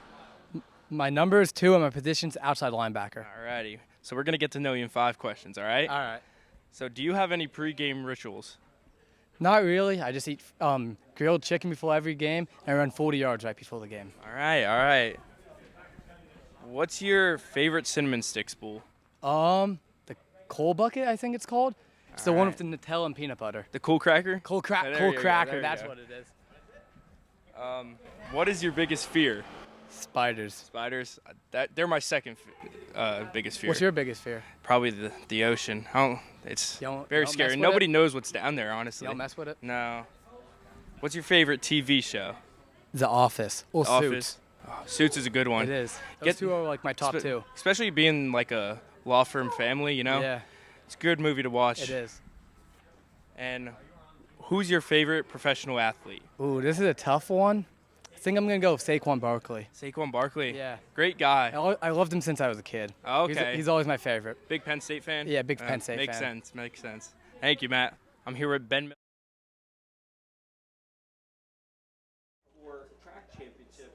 Hello and welcome back to Ironmen Stadium here, where after one half of play, the Red Tornadoes lead the undefeated Ironmen 13-7 in tonight's WKMC TV broadcast, sponsored by Elite Auto Glass. Now, as we're often able to do, coming into the second half, we do have some stats to provide, and of course, these are always courtesy of Jose Gonzalez. So, Dan, what did Jose hook us up with this time? Yeah, so we'll start off with the team that is in the lead on the scoreboard here, the Red Tornadoes. 31 rushing attempts for 170 yards, 6 of 7 passing for 65 yards. That's 235 total yards of offense in that first half, which is a pretty impressive number there. That rushing total is huge. I mean, that's been what's gotten them to this point with that lead on the scoreboard.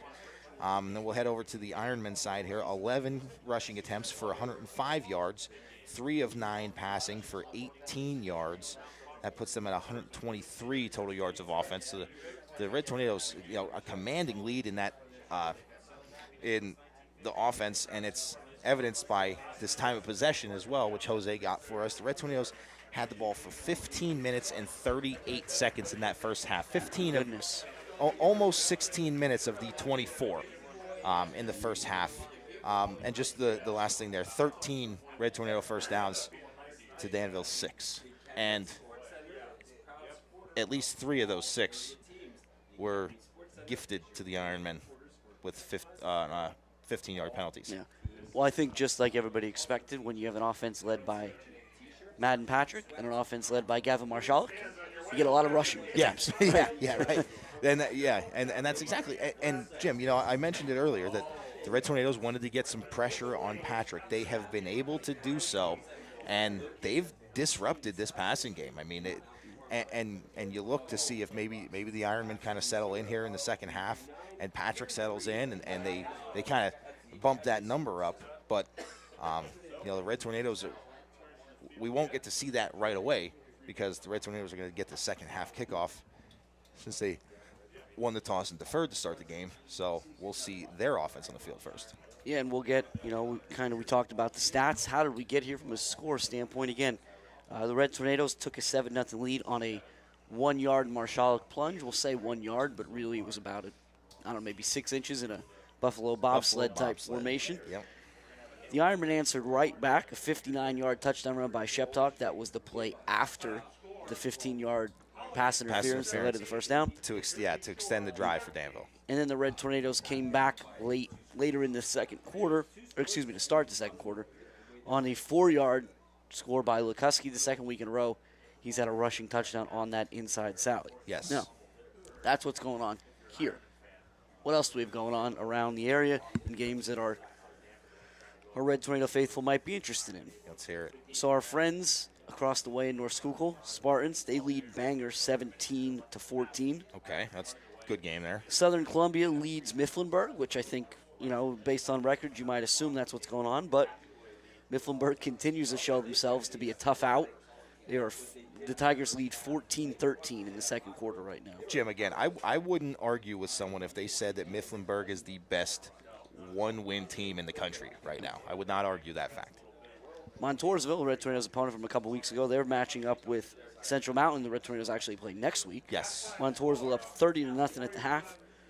Bloomsburg up 12-7 on Hughesville. Okay. Another interesting one that we were looking at was the District 4 Class AAA lead, Lewisburg. They lead Midwest 41-0. Okay. And then, of course, from just down the way, the Shamokin Indians lead Williamsport 21-6 in the third quarter. Still 21-6. I think it was 21-6 in the second quarter yes. when we last looked at that one. And that's one we like to keep an eye on. Now, Shamokin's going to run into currently undefeated, probably going to remain undefeated after this week, Lewisburg in 2 weeks, I believe. And then in 3 weeks is the big clash, the battle for the coal bucket. So we always want to keep an eye on them. Shamokin continues to be on a tear, continues to be undefeated, 6-0, and in the lead here in week 7. So as you said, we'll see that Red Tornado offense first. It'll be Hoffman kicking off. As we get started here in the third quarter again, we just want to thank tonight's sponsor of the broadcast, Elite Auto Glass. So Elite Auto Glass, it's located in Northumberland. It's co-owned by 2005 MCA grads Roland Haupt and John Powers, along with 2006 graduate and current MCA English teacher Ashley Jarosevich. Oh, wow. Always nice to see support from alumni. Yes. And we talked about, speaking of alumni, the support from Joe Dowkis and the Mount Carmel Lithuanian Social Club to the TV studio. Their generous donation, we appreciate as always, all of you and everything you do to help keep this operation running. Jim, I don't know how much trickery Coach Major for the Ironmen has here, but this will be a time where you want that front line to be prepared. Well, back deep, it's steal a possession. Back deep, it's Kimsel and Kricky, and that's where Hoffman's going to kick it. Kricky from the 3. He's going to come off the left side, and he's got a little bit of space. Now he's inside, and he's still on his feet. There is a flag, however, so I'm going to temper my expectations. Kricky's going to return it all the way to the 25-yard line, but those kind of flags are almost always against the receiving team. So you got to expect this is going to come back. Yeah, and that's an unfortunate one because, again, that's a huge play to start the second half here for the Red Tornadoes that's going to be negated again by a penalty. So the flag is just right around the 31-yard line. It'll be a holding call, so they'll walk this off 10 yards. Put them just maybe on the favorable side of the 20 to start their first drive of the second half. Yeah, it looks like that flag was thrown at the 31, so they'll probably be right at the 21 here to start things off, as opposed to being on the Ironman 20, which is where Karicki was, right around where Karicki was tackled. So you see, as we talked about a little bit in the first half, Spears is going to be out there again at that left guard position, right next to Jagger Delaney at left tackle. Demko at center. Shaganowski and Shimko on the right side. It's actually Erb at center. I just looked over. I see Demko on the sideline over there. 55 and 66 will get me. Karicki off the right side over the 22. I'll say give him the 20, maybe the 24. Pick up a 3. And Jim, I got a little nervous there. Shimko, big Shimko, kind of got rolled up on there at the tackle, but it was good to see him get back up. I kind of was holding my breath until he got back up. He's such a, he's a stalwart there at that right tackle spot. So Bailey and Adams split to the left. It's Belichick and Delaney to the right. Marshal's going to go up top for Adams, and Adams got to kind of come through the defender. Good coverage by Harvey. Incomplete, 3rd and 7. Yeah, it's a nice job there by Harvey. Again, that looked like one of those situations there. Marshall does a good job of it. He wanted to throw back shoulder. And it didn't look like Adams had the ability to kind of come back for that one. He had to go over the top of the defender who was in his chest, but no call there. Well, that's one where the defender is good positioning. You almost want to tell Adams, I know you're trying to make that catch. You have to come through the defender to get that call. Absolutely. They're going to fake it to Delaney. They got a screen set up for Karicki. But a great job. Yeah. We'll see who gets. That Sheptalk gets up off the bottom of that pile. He read the screen the whole way and was the only thing standing between Karicki and the first down. And Jim, this is going to be a fourth and this is a tough decision. We're going to get a measurement, I think. Oh no, you're Red Tornado first down there, signaling.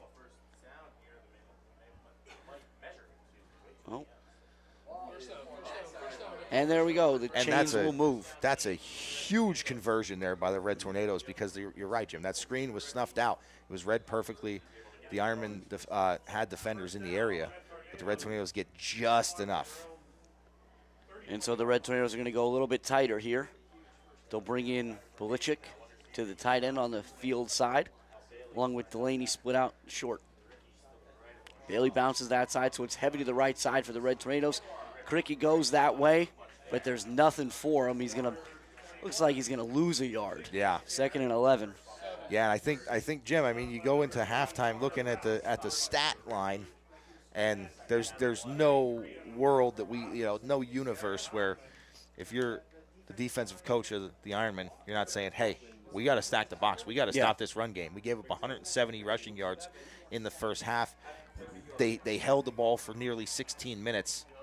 We can't have our high-powered offense on the field if they have possession that long. So they're really trying to stop this run game. Delaney takes the inside Sally handoff. He gets upfield to the 34-yard line. We gain a 3, so again, it'll be 3rd and 7 for Mount Carmel here. 9:47 remaining in the third quarter. They lead 13-7. Yeah, nice job there by number 7, Carter Raup, coming from his free safety position to make a tackle only 4 yards downfield. But that's what this run game has done. It has got those safeties to kind of cheat upwards. You see Sheptalk, the deepest man there. Well, he's going to have Raup back there with him as well, but only at about 7-8 yards. Marshala tries to get a quick pass out to Delaney, but again, perhaps the Red Tornadoes go to the well one too many times. The Ironmen are ready, and it's going to be 4th down, and we'll see Max Karicki on to punt for the first time tonight. And that one was Kirsch there fighting through the blocks of the Red Tornado receivers out there. Credit to Delaney for hanging on to that football, because if he hadn't, there's a chance there was an Ironman defender ready to take it the other way. But Kirsch did a really good job getting there. No real rush. Cricky's left-footed punt's going to be taken by Duffy at the 30, and he's going to be he avoids 2 Red Tornado tacklers, and now he's got some space. He's going to get tripped up by Clokus. Clokus again on but special still, teams. he avoids 2 tackles early on that could have stopped that return before it started, and the Ironmen will be better for it. 1st and 10 right around midfield. Jim, Duffy not calling a fair catch with I believe it was Ben Miller the first one there. I think it was Ben Miller, first one down there, and just not calling for the fair catch, and being able to cleanly receive that punt and make the first Red Tornado defender miss, who was on him as he caught that punt. It's impressive.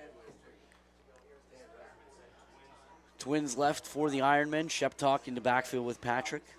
Sheptalk's going to keep it himself, and he's going to be going backwards, and he's going to be tackled by Bailey. And there's going to be a flag on the play, as it looked like the hands got inside the pads of Sheptalk. So, yet again, another nice defensive situation for the Red Tornadoes will be hampered by a penalty. Yeah. Oh, actually, they're going to wave it off. They're going to wave the flag off. And Jim, you know, it's you hear the dissatisfaction here, us being over here on the Ironmen side, but you hear the dissatisfaction. But that was a really good job by Bailey. It looked like he got a shoulder, and I think that it was evidenced by the way Sheptalk's shoulder pads were when he got up from the tackle. Well, it's hard with a lot of those too, is the way a guy falls. Yeah. That sometimes looks like it's because you can easily get the jersey, and they say you get your hands inside the collar. It's a tough play. Trips to the left for Patrick. It's Harvey by himself to the right. Patrick's looking to his left. He's under pressure. He throws across the middle, and it's incomplete. He was looking for Kirsch, and it's a great play by Belichick to get his hand in and knock the ball away. Yeah, and Belichick just great defense there. No opportunity to call a pass interference there because he's not in Kirsch's pocket, but he does just enough. He kind of he times the pass, gets his hand in there and knocks it out over top of Kirsch. He jumps up and that one would have been hit Kirsch right in the chest. But Belichick got his hand in there, and that's going to be a 3rd and long for the Ironmen now. Yeah, 3rd and 15. The ball back at the Ironman 45. They need the Mount Carmel 40 for a first, and that's where Belichick plants his feet. It's 4 wide. Patrick's throwing all the way. He's under pressure immediately. He's got to roll out. He's looking for Kirsch, and it's incomplete. But again, another situation. The ball is underthrown.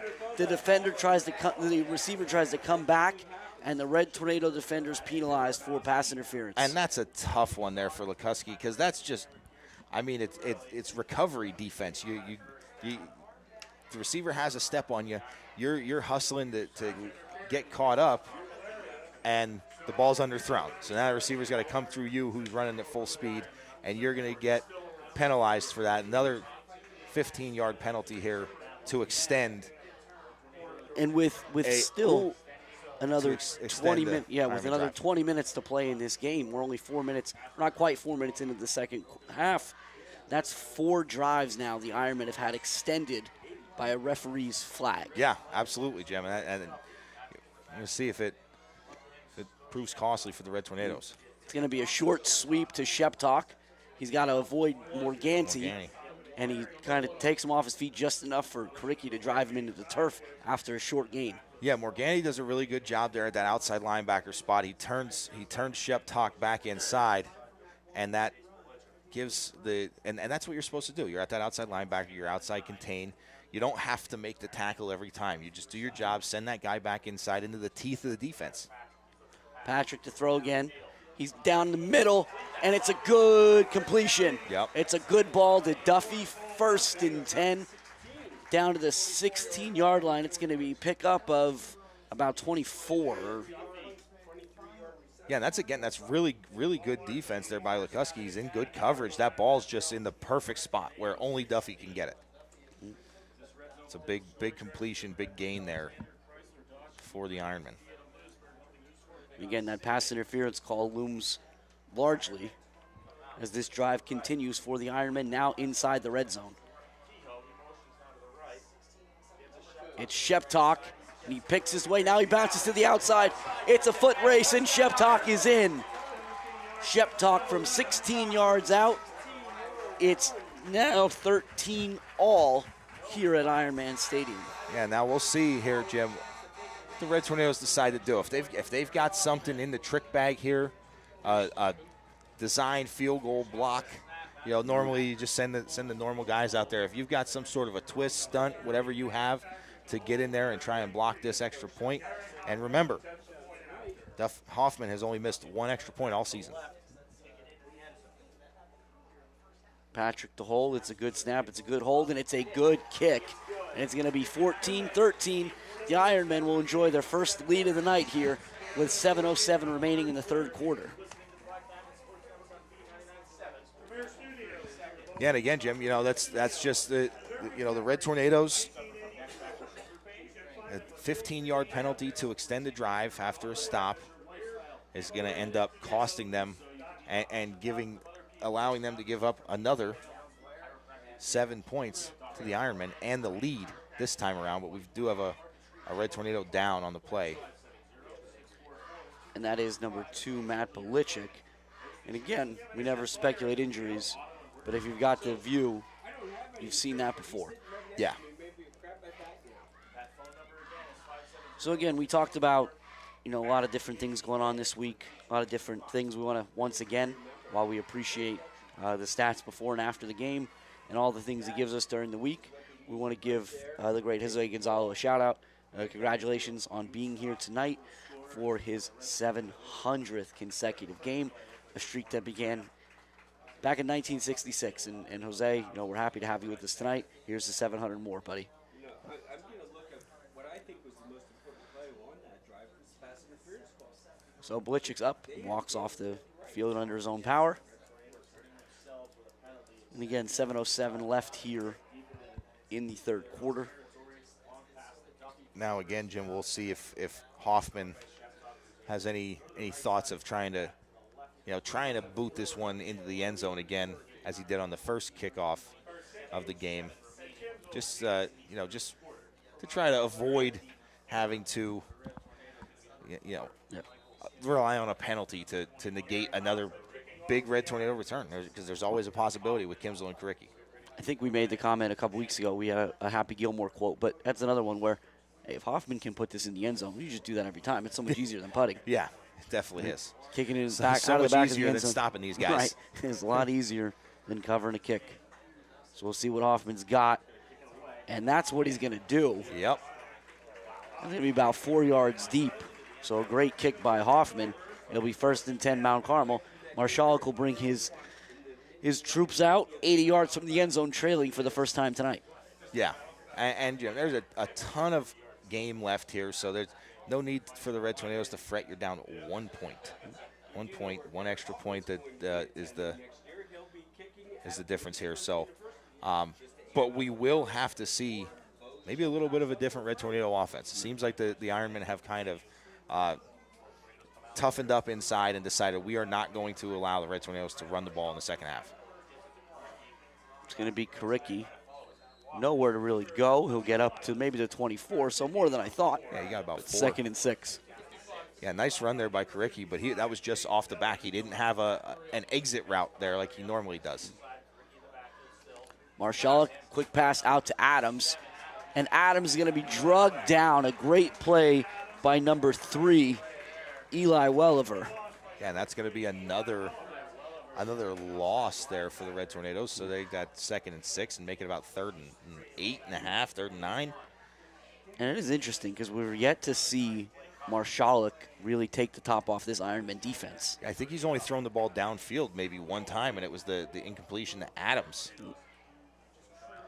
Most of the excitement in Bo Sheptok's life tonight on the defensive side has been tracking down Cooper Karicki. Yeah. But it's 4 wide for the Big Red. Marshall and Karicki in the backfield. Karicki motions out. Marshall's going to run that tunnel screen to Delaney. Delaney does a great job of making a man miss, but he's going to be well short of the first down. Again, the Red Tornadoes choosing to throw the ball short of the sticks on 3rd and long, and it's 4th and 3. Yeah, this time doesn't pay off for the Red Tornadoes, unfortunately.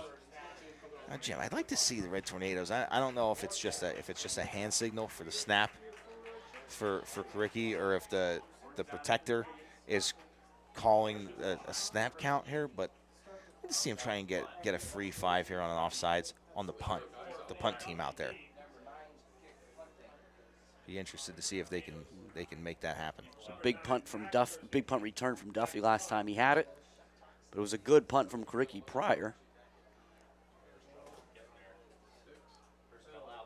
So now we'll see again. It's 4th and 2 from the 28.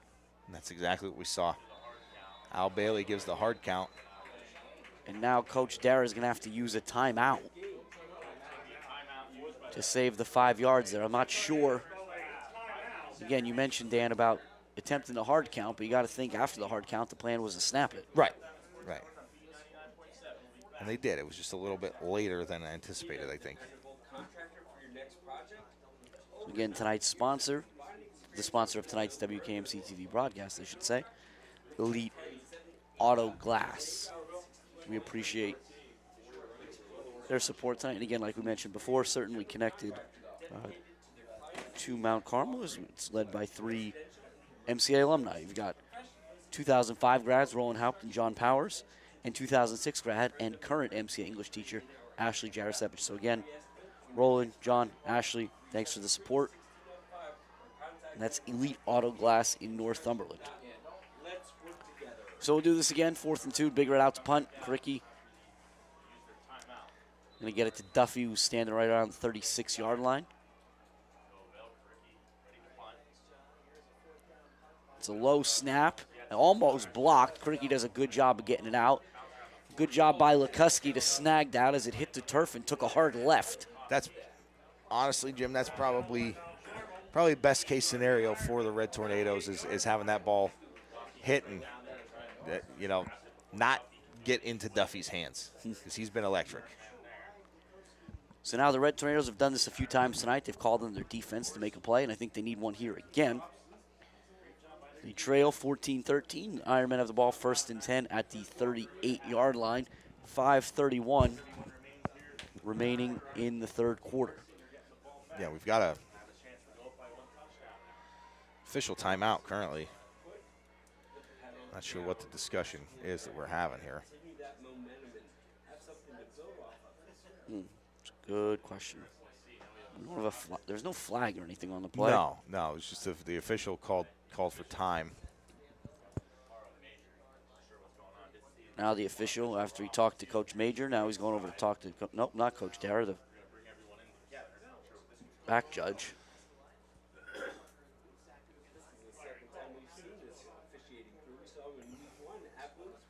Had a lot of official kind of, I want to say conversations, but huddles, whatever you want to call them. Throughout the season so far, yeah. Just an emphasis to get everything right, I suppose. Yeah, I mean, you can't fault him for that, and don't want to get upset about that. But at the same time, it's I'm curious. It's like, are they? Now, whatever they're working they're through. pointing at something. Yeah. Whether it's on the field or where, I'm not sure. Whatever they're working through, they haven't signaled up here to the box to make any changes to the clock. They haven't moved the football. No. There's been no flags, no infractions. So whatever it is seems to have been sorted out. Now we're going to get the signal for play. Yeah, can't be football related at least. Oh, the world may never know. No. So 1st and 10, back at the 38. Kehoe comes in motion across the formation. Now he goes back the other way. And it's Sheptalk to the left side, but there's not much there for him. Good job by the Red Tornado defensive side. Bailey, Belichick, and Miller getting off the bottom of the pile. It's Chase Belichick, mind you. Yeah, nice job there by the Red Tornado defense. And again, they just have to continue to keep Bo Sheptalk hemmed in.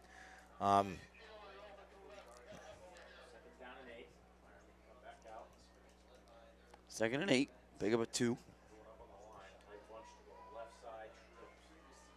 Sheptalk again, the left side, and he just looks like he's ready to explode out of there, and he got tripped up Yeah, and Clokus is going to get up off the bottom of that. I think he got just enough. it was either Clokus or Bailey, because both of them I think ended up in the same little dog pile there, and one of them got the ankle of Sheptok. But the Ironmen, they come out, Dan, and they have that trip set Yes. just off the left tackle, and it's in like a bunch. So when they bring Sheptok that way with the ball, you said it before, it's almost like a student body. It's everybody heading just that a way. lot of lead blockers out there for him. A little more wide open this time, a traditional trips to the right, but it's still Sheptok to the left, and he's going to be dropped in the backfield. That's Belichick. number 2, Matt Belichick, on a big tackle, and on a 3rd and long, the Red Tornadoes are able to get a stop without a penalty accompanying it. Yeah, and we're just waiting to see if Hoffman heads out there. And there he goes. All right. I was going to say, we don't see Hoffman yet. The specialist in that case is like the pitcher. Yeah. He can get out there whenever he's ready. Right. But, yeah, that's and again, Jim, you mentioned a 3rd down stop for the Red Tornadoes without a penalty. It also was without Matt and Patrick putting the football in the air. Yeah. If the Ironmen just continue to run the ball, the Red Tornadoes might not have any penalties the rest of the night. Hoffman taking his time as there's no rush, so that lets him get the coverage down there. It's a shorter kick. Yeah, it's going to bounce out of bounds right at the 30-yard line. That's where they're going to mark it, so it'll be 1st and 10, Big Red, and when they needed the defense to step up to keep this a 1-point game, they did just that, forcing a 3 and out and getting the ball back in the hands of their offense. Yeah, and it seems like Sheptok has been obviously he's been the body blows guy. He's been kind of just grinding out 2-3 yards at a time. And those 2 times that he was able to break those runs along were usually after a big penalty or after a long drive, just wearing the Red Tornado defense down. When the Red Tornado defense comes out there fresh, they do a good job of bottling him up. Coming into tonight, Sheptok had like 2,400 yards and what do we want to do the math here? And almost 40 touchdowns in the last 2 season and a half. So no surprise there. And this time it's Kimsel off the right side, and he'll get a good surge behind that line out to the 35. See if they're going to say, so it'll be 2nd and 5. Yeah, now the Red Tornadoes have to stay ahead of the sticks here. Nothing in the backfield. They're going to stay tight, though. It's going to be Bailey up the middle. Bailey's going to get maybe 4. Yeah. Yeah, and again, the Red Tornadoes, if they want to have, they had a lot of success in the first half running the ball out of the shotgun double wing, the old-fashioned, old-school Coach Dara offense. They're going to stick with it.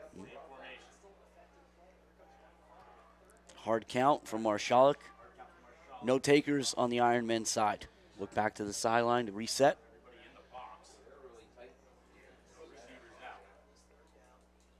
And it's Kimsel off the right side, and he'll have a 1st down and a couple more for his trouble. And the initial series here on this drive for the Red Tornadoes will result in a 1st down. Yeah, Jim, the Red Tornadoes did a really good job there. They see something that, the spread out inside run game hasn't been working, so let's tighten it up and run it from that formation. Gets them a 1st down. We approach 2 minutes remaining in the 3rd quarter. Red Tornadoes trail 14-13, but it's Bailey again up the middle, and he's still on his feet. He's going to be well into the ball popped out, but he's ruled down at about the 39-yard line. So a big run there by Bailey, and this Red Tornado offense is in business. Yeah, Jim, that's tough in that wedge, but again, we talked about it earlier. This Ironman defense just seems to be swiping at the football. At times it seems like they're not even attempting to make the tackle. They're just trying to force a fumble. Well, I do believe they forced 6 turnovers last week. Yes, they did. Against the Tigers. They did. So I think they're just trying to do the exact same thing here against the Red Tornadoes. But Red Tornadoes, 4 points of contact, high and tight.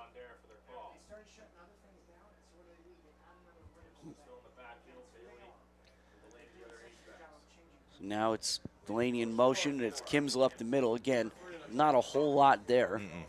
Looks like Welliver, first one on scene, but Kehoe there as well. So, Dan, another thing that's kind of interesting about this, like we said, you run those handoffs to Bailey, those quick snaps. Yeah. They got 3, 4, 5 yards, but for those of you that maybe didn't see it, he took one of those 50 yards to the house in Montoursville a couple weeks ago. Yes, he did. He showed off some speed doing so. Kimsel again.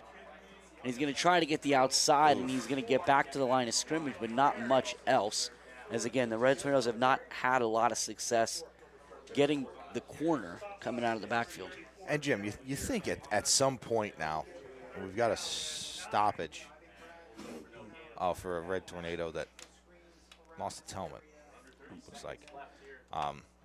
But now there hasn't been a time where the Red Tornadoes have really taken a shot down the field yet. So be curious to see if they do it. Well, I do believe, based on what I'm seeing here, Dan, you're going to have to wait to the fourth quarter to see how the Red Tornadoes are going to handle this 3rd and 8. As the third quarter is going to end here in Danville with the Ironmen leading the Red Tornadoes 14-13. So, Dan, we're 36 minutes in here. What kind of sense do you make out of this? It's just been it's been a back and forth football game. The Red Tornadoes, if the Red Tornadoes play mistake-free, I think this is a completely different ball game. You take away 3 of those 5 15-yard penalties. I think it's 5 now. This is a completely different ball game. Yeah. But credit to the Ironmen for capitalizing when they've had to, and it's been Bo Sheptok, the recipient of both of those scores, and just doing a really good job of just kind of coming away with points following a mistake by the Red Tornado defense. So again, 3rd and 9 here to start the fourth quarter. We've called out a few times before on these plays. The Red Tornadoes have stayed short of the sticks. They've run screens and draws and different things. And again, unless Coach Dara's got something dialed up here, it looks to be more of the same as they're to come out tight. Belichick is in the tight end spot to the short side of the field. Bailey and Delaney are in those kind of slot wings position. It's Kimsel in the backfield with Marshalik. And it's going to be to Bailey. They're going to try to just trust Bailey, and he gives you what you need. He's got a first down for Mount Carmel. Wow. And I mean, that's such a good play because Bailey just kind of hides behind the offensive line there. Everybody knows that he's trying to run that up the middle, so yet squeezes. It pinches the entire Ironman defense inside, and Bailey's able to squirt outside for 3 or 4 extra yards and get the first down. That's a risky play call for Coach Dara, but it paid dividends. So the ball inside the 30 to 28 now for another set of downs for the Big Red. Marshalik, hard count, no motion. They'll reset. Little high snap. He pulls it down and hands it to Kimsel. Kimsel's going to get across to 25. Looks like they're going to stay down at the 24. Pick up a 4 on the play. It'll be 2nd and 6. Yeah, nice job there by Kimsel. Just kind of putting his shoulder down, knowing that the Ironmen kind of have this run play figured out, and there's not going to be too many escape routes. So he puts his head down, he gets 4, and they look to play another down. Kimsel will stay in. Cricky being spelled this drive. Marshalik's going to throw. He's under pressure. He's looking, and it's almost intercepted.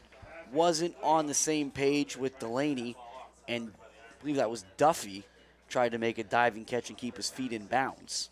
But it's going to be 3rd and 6. I mean, realistically, great job by Marshall, feeling the pressure coming from the backside and just getting that ball out. I mean, that could have been – he could have tried to force it somewhere. He could have taken a sack, and he did neither one of those. He threw that ball where no one could catch it. Now this is where, as Marshall looks to the sideline, Dan, we were talking about it a little bit before the game and at halftime. The Red Tornadoes have been in their fair share of one-score contests. They've had a couple one-point contests this season already. Yeah. And so that's where you'll rely on on the leadership of these guys to say, hey, we've done this before, we've got to do it again. And it's Delaney. He's going to get, we'll see the measurement, no, excuse me, not the measurement, the ball placement. It looks like he's going to have it, Jim. Jim. Have a first down. I think, yes, he is. He will. So another big play, another big rushing play there for Mount Carmel. Down to the 17-yard line. Be first and 10, 10:25 and counting remaining in the ball game. Again, Jim, this is not the Red Tornadoes that we're used to seeing, but it's working for them currently. And so it's Bailey again up the middle. Not as successful that time, but nevertheless, those are the body blows. Yeah, really nice job there by the Ironman. Chase Miller, number 55, kind of snuck around that wedge that the Red Tornado offensive line kind of does. They step down and they just drive forward. He snuck around the outside of it and did a nice job of making a tackle there. So now the Ironmen are going to use their first time out of the second half. And the clock will stop at 10:09. It'll be 2nd and 7. I want to take this opportunity to again remind you, Thursday nights at Supper Club, or Thursday night at Matucci's is Supper Club. The official start time is 6:30, but again, don't wait that long. It gets busy. It's a great crowd. You want to be there when the doors open at 5:45. Supper Club features current members of the football team, cheerleaders, band, and TV studio, as well as special alumni from MCA's past. They had Bob Zavaric a couple weeks ago, Mike Menapace last week. This week is going to be Bob Mulo, class of 74. Bob played in those 72 and 73 Eastern Conference Championship teams under Jazz Diminick. You also have the opportunity to buy chances to win a game-worn jersey signed by Travis Kelce, provided by the one and only Brett Veach. So again, Supper Club, Thursday nights, 6:30. Be there. 2nd and 7. The ball is right around the 15-yard line. Red Tornadoes trail by a point. Need to convert this drive into points.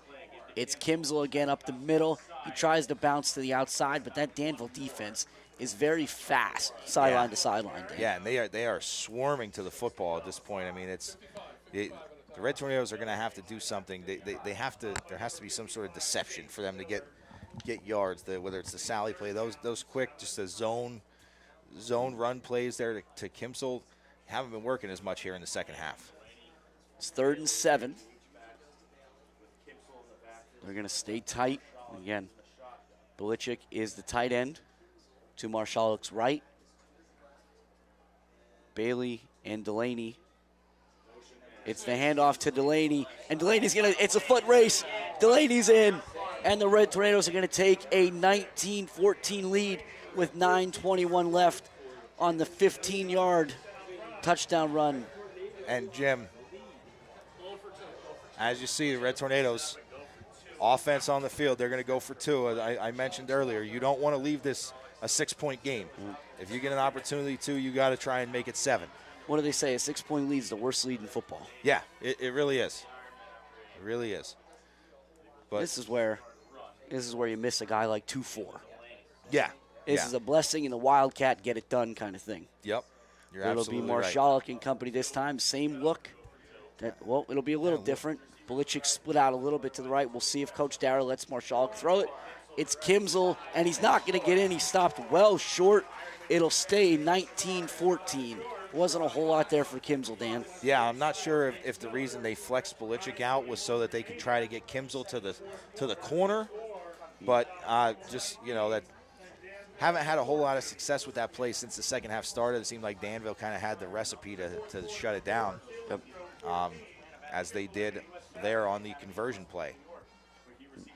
But either way, I mean, the Red Tornadoes get their lead back. Now with what are we looking at here, Jim, time-wise? 9:21. 9:21 left I'm here not in sure, the game. I'm not sure why I'd be worried about football going on anywhere but here right now. But in case you were, Montoursville leads Central Mountain 44-0.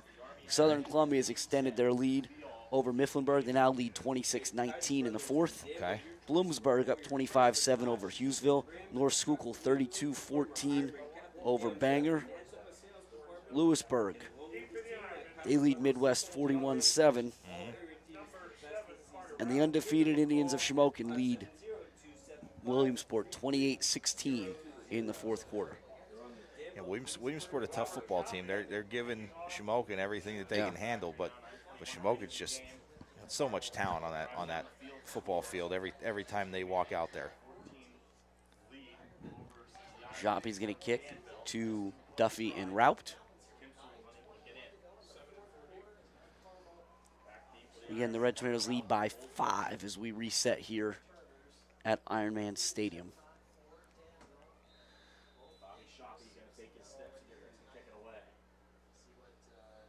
Joppy's really showed off his leg this season,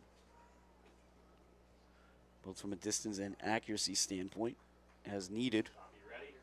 And this kick is just as good as any he's had this season. It'll be Haupt at the 4. Raupt is going to try to get up the sideline, but he's not going to make it. Good job of cutting him off by number 26, Aiden Dietz. Really nice job there by Dietz, and credit. I would have loved to give credit to whoever it was. I'm not sure if it was Tate Adams or if it was Lukuski. 7 and 12 do not look the same, but I've seen both of those guys on this sideline on kick return. They did a great job just holding that edge. They didn't get credit for pushing Raup out, but they held that edge and didn't really give him the corner to get to. Now again, Patrick brings the Ironman out. They trail by 5. It's been a heavy dose of Sheptalk tonight. He's responsible for both Ironman touchdowns. Now Carmel does a nice job of keeping this potent passing attack in check thus far. But it'll be Patrick straight back, right across the middle for Kehoe. A nice reception made by a diving Landon Kehoe for a first down at the 36. Yeah, that's a really nice job there by Kehoe, just reeling that one in. There was no Red Tornado defender around him because it appeared that the Tornadoes brought some pressure from the linebackers over the middle, but ball was a little bit out in front of him. Did a good job of getting out there, securing it with his hands, and securing it all the way to the ground. It's going to be Raup and Duffy to the right. Kehoe's kind of just to the left with Sheptalk. Patrick's going to keep it himself. Ooh. He's under pressure. He's got to step up, and he's going to be tackled in the backfield. It'll be a sack by number 30, John Morgant, who did a great job locking down that side of the field, Dan. Yeah, that's a really, really nice play there by Morganti. Credit, the first pressure was Matt Belichick in the backfield there. Patrick was able to evade him, but it slowed him down enough. He flushed him out of the pocket immediately. He went from looking downfield to the scramble drill, and it allowed the Red Tornadoes to kind of come off of their receivers that they were covering and get after the quarterback. Cost the Ironmen 2, 2nd and 12. Back at the 34, Patrick straight back. He's looking to his right, he's looking to his left. He can't find anybody. He rolls. He's going to float it, and he had Kirsch just missed him. It was a nice job on the scramble drill there by Patrick and Kirsch finding a spot, but the ball was just over the outstretched hands. Yeah, and you're right, Jim, that when Patrick lets that ball go, that ball is humming out of his hand. That thing, after hitting the ground over, after it went over Kirsch, it ended up down near the 15-yard line. So did Kirsch. I think he's just getting back now, he ran after the ball. I think he went to get it. Unfortunately for the Ironman, just a little bit too tall on the pass there for Kirsch. On the incompletion, the clock stops at 8:01. It's 3rd and 12 from the 34. Ironman trail 19-14. See this Red Tornado defense again. Everybody's standing. Patrick right over the middle, and it's incomplete. Morganti got his hand on it. Raup was open for the first down, but Morganti was in perfect coverage. Yeah, and I'm pausing now, Jim, just to see. There's a little bit of, you see Patrick coming to the sideline, and you see Hoffman heading in there. So the Red Tornadoes hold, and they force an Ironman punt. So now we will see if one of these returners get an opportunity to make something happen here. What a series by Morganti. Great, the sack and the deflection there on the big 3rd down, probably the biggest 3rd down of the game to this point. It's a high snap. Red Tornadoes put just enough pressure to make Hoffman kick it. And that's so high, I lost track of it. Yeah. It's going to take a good Danville bounce down to the 25-yard line. The Red Tornadoes do a good job of just getting away from it. So it'll be 1st and 10 Mount Carmel at the 25. But they do lead. Yeah. Jim, that's twice now that we've seen Hoffman get some nice home field bounces. The one down here where they downed it inside the 20, and now this one with a little bit of an extra roll to put the Red Tornadoes deep in their own territory to start this drive. But, as you mentioned, 5-point lead, looking to milk the clock a little bit, but you definitely want to end this drive with points. And it's going to be the Red Tornadoes, as we've said it before, they're going to dance with who brung them thus far. Shotgun double wing. Delaney comes in motion, but it's Kricky, excuse me, and that's a nice tackle made by who else but Bo Sheptalk, because again, with Kricky's speed, if that's not Sheptalk, I don't know that anybody else gets him. You're absolutely right, Jim. And not to take anything away from the rest of the Ironman defense, but Sheptalk and Kehoe have been the most integral parts of this defense, making huge tackles, either touchdown-saving tackles or just sideline-to-sideline tackles in the backfield. The second and third leading tacklers on that defense. Kehoe, one of the leading sack getters. So it's 2nd and 2, and it's Bailey right up the middle, and it's going to be another first down and more across the 40. Looks like forward progress is going to give them the 42, and we're under 7 minutes to play. And again, Jim, you see the Ironmen just kind of yanking at that football as Bailey's. But essentially what they're doing is they're just yanking Bailey forward for more yards because he's holding that thing tight. He's not going to let it go.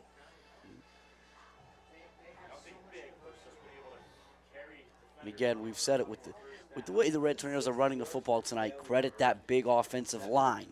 Yeah. Whether they're blowing holes open for guys like Kimzel and Kricky or just giving you that big surge for Bailey. You're absolutely right, in Jim. any event. By the time Bailey does get down, there's 5 or 6 white jerseys with him 10 yards downfield.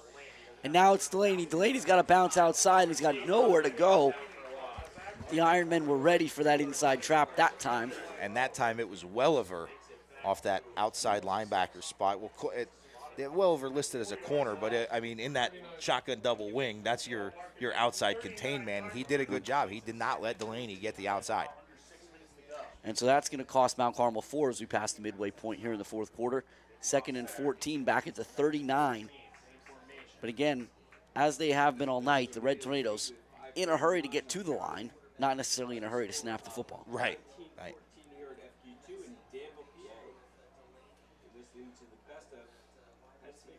You see again, Red Tornadoes, make sure they're all on the same page. Kricky in motion, and it's going to be a false start against the Red Tornadoes. So again, we see yet another flag harm the guys in white tonight. It'll cost them 5 due to the early motion. It's going to be 2nd and 19. Yeah, and that's again, the Red Tornadoes 1 step forward, 2 steps back there. You get the big first down run there by Bailey. You think your offense is humming, and then you get the tackle for a loss and a 5-yard penalty. And now on 2nd and 19, you see the swap there. Kricky's going to come to the sideline. Kricky had been operating on that other tight end opposite Policic, and Tate Adams will come in. So Mount Carmel's going to spread it out a little bit. It'll be Adams by himself to the sideline, to the short side. Delaney, Bailey, and Policic to the field side with Kricky in the backfield. And it's going to be Kricky. He'll keep it, but there's nowhere to go. Welliver, I believe, is in there yet again. Yeah. He's having a heck of a game on the defensive side of the football as well. You're right, Jim. And it's, again, now the Red Tornadoes, they tried to spread the Ironmen out a little bit, but Ironmen prepared for that, knew that the Red Tornadoes weren't going to put it in the air and risk an incompletion and the clock stopping at this point. So now in addition to Kricky heading to the sideline for Kimzel, Bailey and Lukuski are also going to swap spots as, again, you expect the Red Tornadoes to go even more open here, Dan. Yeah, a little more open, a little more speed in there. Now we should see the Red Tornadoes put this ball in the air. And it's out to Kimzel. And there's just nothing there for Kimzel. Does he stay in bounds is the question. I believe he did, Jim. He does. The clock will continue to run. So it'll be under 4 minutes when the Red Tornadoes snap this football. But that is a very conservative play call. Yes. On 3rd and long. Yes, it is. In is. a one-score game. Yeah, and it's not not really what I was anticipating there, Jim. I thought, you know, you get an opportunity here. Again, the Ironmen, they're creeping. They're sneaking up. They're trying to get closer to that line of scrimmage. You anticipated the Red Tornadoes at some point we're going to go over the top, and they still have yet to do so. It's a good snap to Karicki, and it's a short punt. It's high, but it's short. We'll have to rely on the bounce, and he's going to get a decent one. It's going to at least bounce the right direction for the Red Tornadoes inside the 40. But trailing by 5 with 3 minutes and 31 seconds left, it will be 1st and 10 Ironmen at the 40-yard line. And that's 2 timeouts remaining as well for the Ironmen. So there's plenty of time for them to put a drive together here. Oh, absolutely. It's just whether or not that Red Tornado defense has one more stand in them. Well, and we saw tonight even, Dan, that quick strike ability on Sheptock's 59-yard touchdown run. Yeah. Tonight's sponsor, Elite Auto Glass out of Northumberland. Thank you for your support. Patrick by himself, he goes straight back. He looks for and he finds Sheptock. Sheptock gets a good block. He's still on his feet. And he's going to be out of bounds well into Red Tornado territory, all the way down at the 16-yard line. And so a huge play of 44. And, Jim, the underneath pass there wasn't a Red Tornado defender within 15 yards of the line of scrimmage there. There was, other than the 3 rushers, there was not a Red Tornado defender in the area. So that is an easy dump off to Sheptock there, easy throw for Patrick, and just a ton of running room for Sheptock.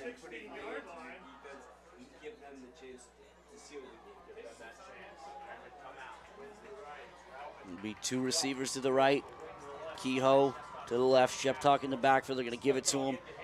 He's got nowhere to go. He's going to be met and dropped by Matt Belichick, number 2. So a big play by Belichick on 1st and 10 to make it 2nd and 12. It's a really big play there by Belichick, and good job there by the Red Tornado defense. You know, not giving up that quick hitter there to Sheptock.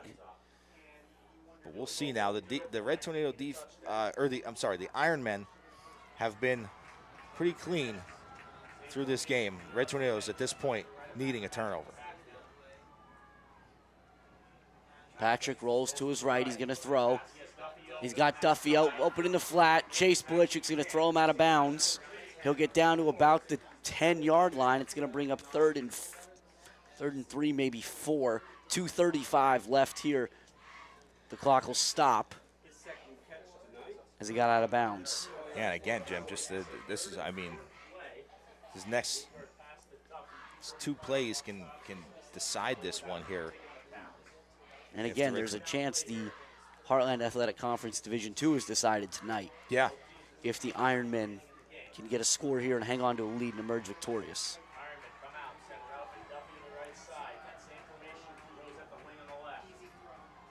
Twins right. Kehoe comes in motion across the formation. Patrick gives it to Sheptock. Sheptock off the right side. He's going to have the first down, I think.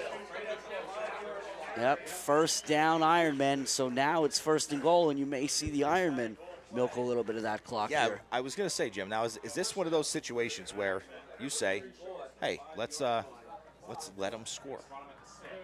Yeah. Well, I think we've seen this Red Tornado defense. If you remember the Southern game, they turned the Tigers away a couple times inside, deep in the red zone. You're absolutely right, Jim. And if there's any better time to do it than now, somebody would have to tell me about it. If I'm Coach Dara, I'm challenging my guys.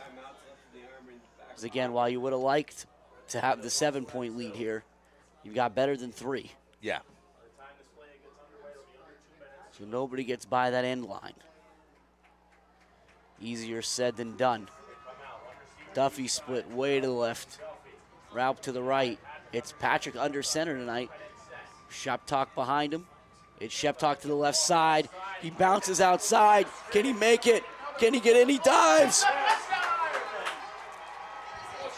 Touchdown. Wow. What an athletic play from Bo Sheptock.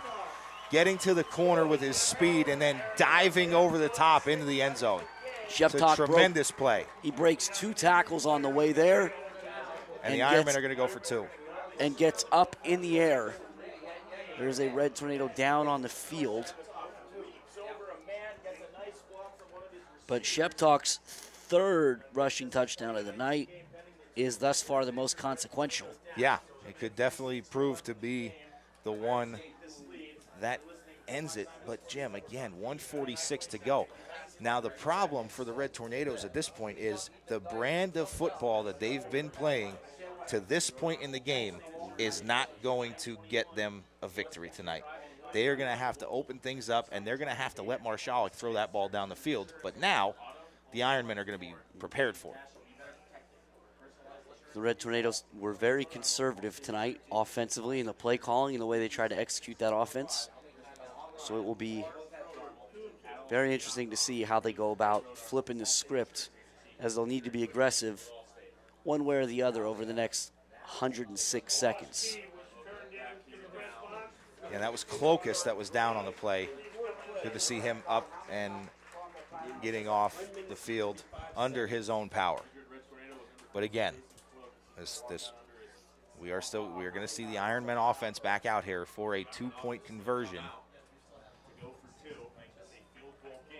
which would make this a 3-point game. Because at this point, there's no difference between 1 and 2 for the Ironmen. If they can get it to 3, then the Red Tornadoes can only tie it with a Shoppy field goal if they get into range.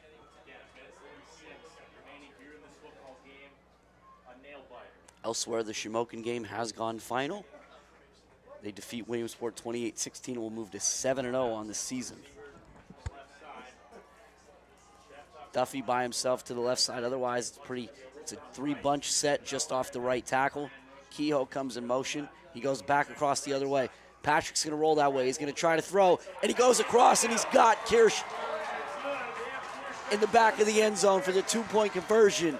22-19 Ironmen.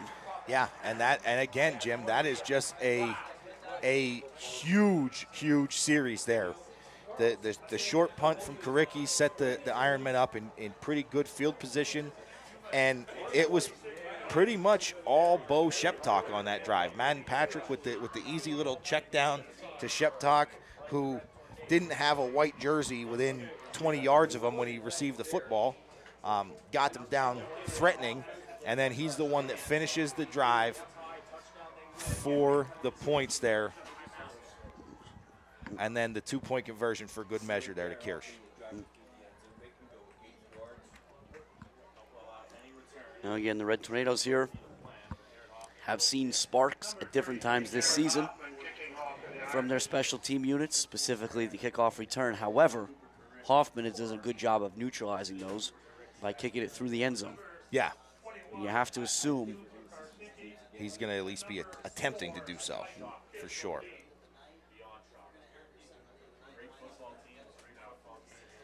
You see the Ironmen making a couple substitutions on their kick team, sending out some of their senior defensive leaders in Duffy and Sheptalk, who, again, I don't know are always part of that kick coverage team.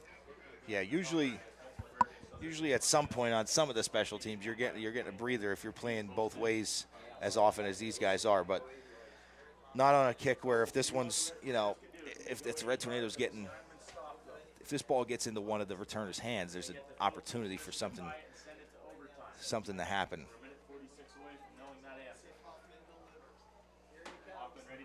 Big kick from Hoffman. It's going to be short. The Red Tornadoes are going to be able to return. It's going to be Karicki around the 2. He makes one man miss. He gets across. He gets a good return out to the 30-yard line. Big return by Kimsel there. And a good opportunity for the Red Tornadoes to pick up 10 on where we thought. And it only cost them about 6 seconds. Yeah, it's a really nice job there by the Red Tornadoes. And again, you got a minute 40 here to play. And again, this is this could be a preview of what's to come here in the district playoffs between these two teams. 2 to the right, 2 to the left for Marshalik.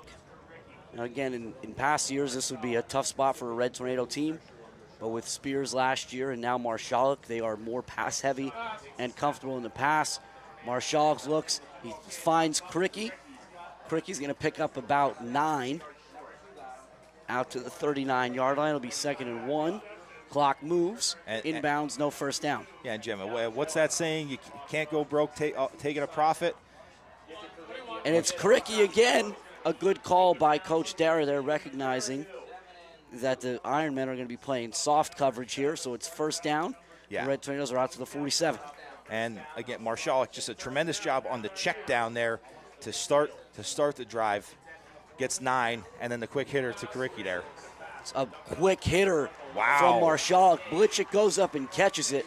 The yards are important, but the clock is still moving. We're under a minute here. Lukuski is down on the far side of the field.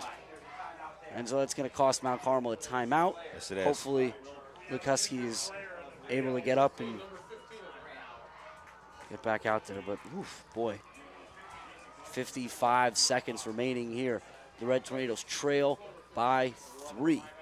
It'll be 2nd and 4 from the 47 of the Ironmen. And again, Jim, we've talked about it time and time again, just how far that ball has to travel from Marshalik to Belichick, the wide guy, for a 6-yard gain. And it looked like, thankfully, Raup had his eyes trained on Belichick, because I think if he had his eyes looking at the football, he might have had a chance to step underneath that one. And you see this, it appears like the Red Tornadoes are just trying to lull the Ironmen to sleep with these underneath passes. And hopefully, I mean, they've got to be thinking Delaney on a post route here at some point. But it's going to be tough. He's going to have to split the deep defenders, because the Ironmen, it looks like they're running a too deep safety.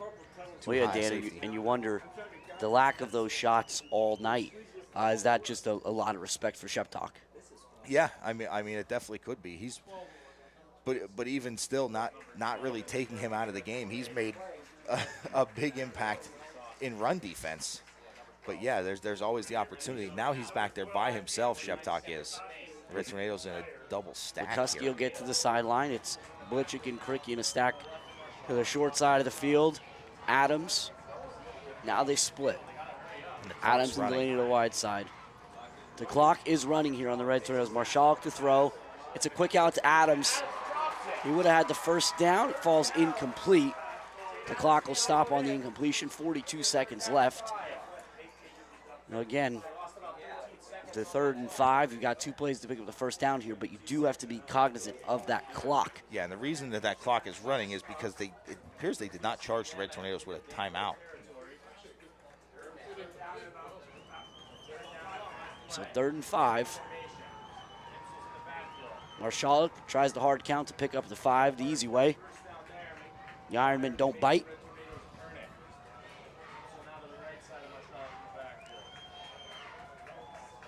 Marshalik again, he's got a pocket, he steps back, he looks, goes across the middle. Delaney cannot make the catch. The ball was a little bit behind him, and he took a shot. Yeah, I mean, that's... I'm not sure how it goes here in the high school level, but defenseless receiver. That's a tough one there. Yeah, that's a little high. Yeah. But 4th and 5. For the ball game here, Jim. Big 4th down here. And Coach Darrell will take one of his 2 remaining timeouts here.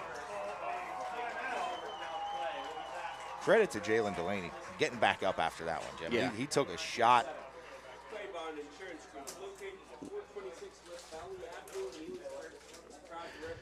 So we thought this was going to be a great matchup, and boy, were we right.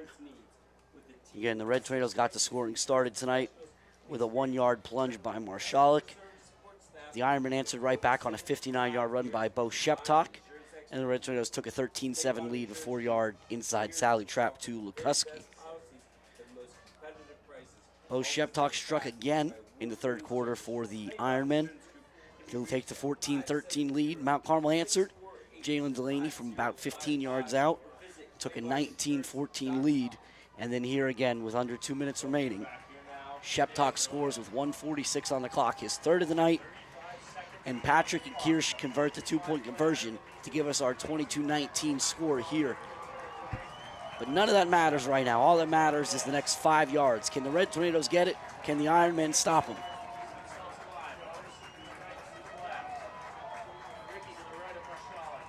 Big shift from Mount Carmel. They tighten everything up. Look for a sprint out for Marshall. He's going to look. And he's got Karicki. And Karicki. He had Karicki in the flat. It was a perfect play call. Yeah. There was no one on that side of the field. And the Red Tornadoes are going to turn it over on down and walk out of here with a 3-point loss. And that's such a tough one there, Jim. Credit to that entire Red Tornado offense going out there and consoling Karicki. That young man has done so much throughout this game and throughout the season so far to get this team to where they are at this point. One error is not going to decide a season here. And there's always an opportunity. And we'll see what Jose has for. And we'll see what Jose has for us and all those other things. But at the end of the day, when you play a team as good as Danville is, you can't make the kind of mistakes the Red Tornadoes made tonight. No. Danville didn't make the mistakes. Again, they had the one fumble. Yeah. But the Red Tornadoes' ability to extend the Ironmen drives 15 yards at a time proved to be their undoing tonight. You're absolutely right, Jim. The ending to this game does not come down to the incompletion there on fourth down. It goes all the way back to the second Ironman drive with the 15-yard, pass interference penalty on a third down stop. It goes to the 15-yard personal foul penalties, and we do have some stats here to kind of just show everything that's gone on here throughout this game. And I mean, the Red Tornadoes, again, Red Tornadoes 52 rushing attempts, 268 yards. Marshall, 13 of 19 for 84 yards, 21 first downs. 21 first downs for the Red Tornadoes. And then the Ironmen, 22 rushing attempts, 124 yards, 7 of 16 passing for 104. So really the Red Tornadoes outgained the Ironmen. They had almost doubled them in first downs with their drive length. It just came down to, again, unfortunate penalties and a few tough breaks for the Red Tornadoes decided this game. Yeah, and again, like we said, you can't do that against a team like the Ironmen. I think what's important is, again, anybody who's watching the game, anybody who's here sees how it ends. But again, as we said, this game was decided well before that last play there. Yeah. By that Red Tornado offense. So nothing to hang your head about, guys. Get back into the lab, so to speak. There's a lot of things need to clean up. I think that's as the Red Tornadoes go down the stretch here. So if you think about it, Mount Carmel now 5-2 through 7 games. If you remember back before the Southern game started, we talked about the Red Tornadoes having 4 difficult games in a row. Yeah. They were going to play Southern at home. They had to go to Montoursville, Hughesville at home, to Danville. They came out 3-1. That's pretty good. The Red Tornadoes have a very firm, and the reality is, you and I have the opportunity to do this, Dan. The players don't always get to do this, but we can look at the larger picture of the season. For sure. The reality is, the Red Tornadoes were well entrenched in the 3rd spot in District 4 AAA coming into tonight. Yep. That's not going to change tonight. That wouldn't have changed if they had won. Right. From a standpoint of winning percentage and those kinds of things, it would have been hard for them to get past Danville going forward, even with a head-to-head matchup. Yeah. So still a lot on the horizon for Mount Carmel. But again, we just want to make sure, that we had a heck of a football game tonight, and there's a very good possibility we run into these guys again in the District 4 AAA playoffs. Yeah.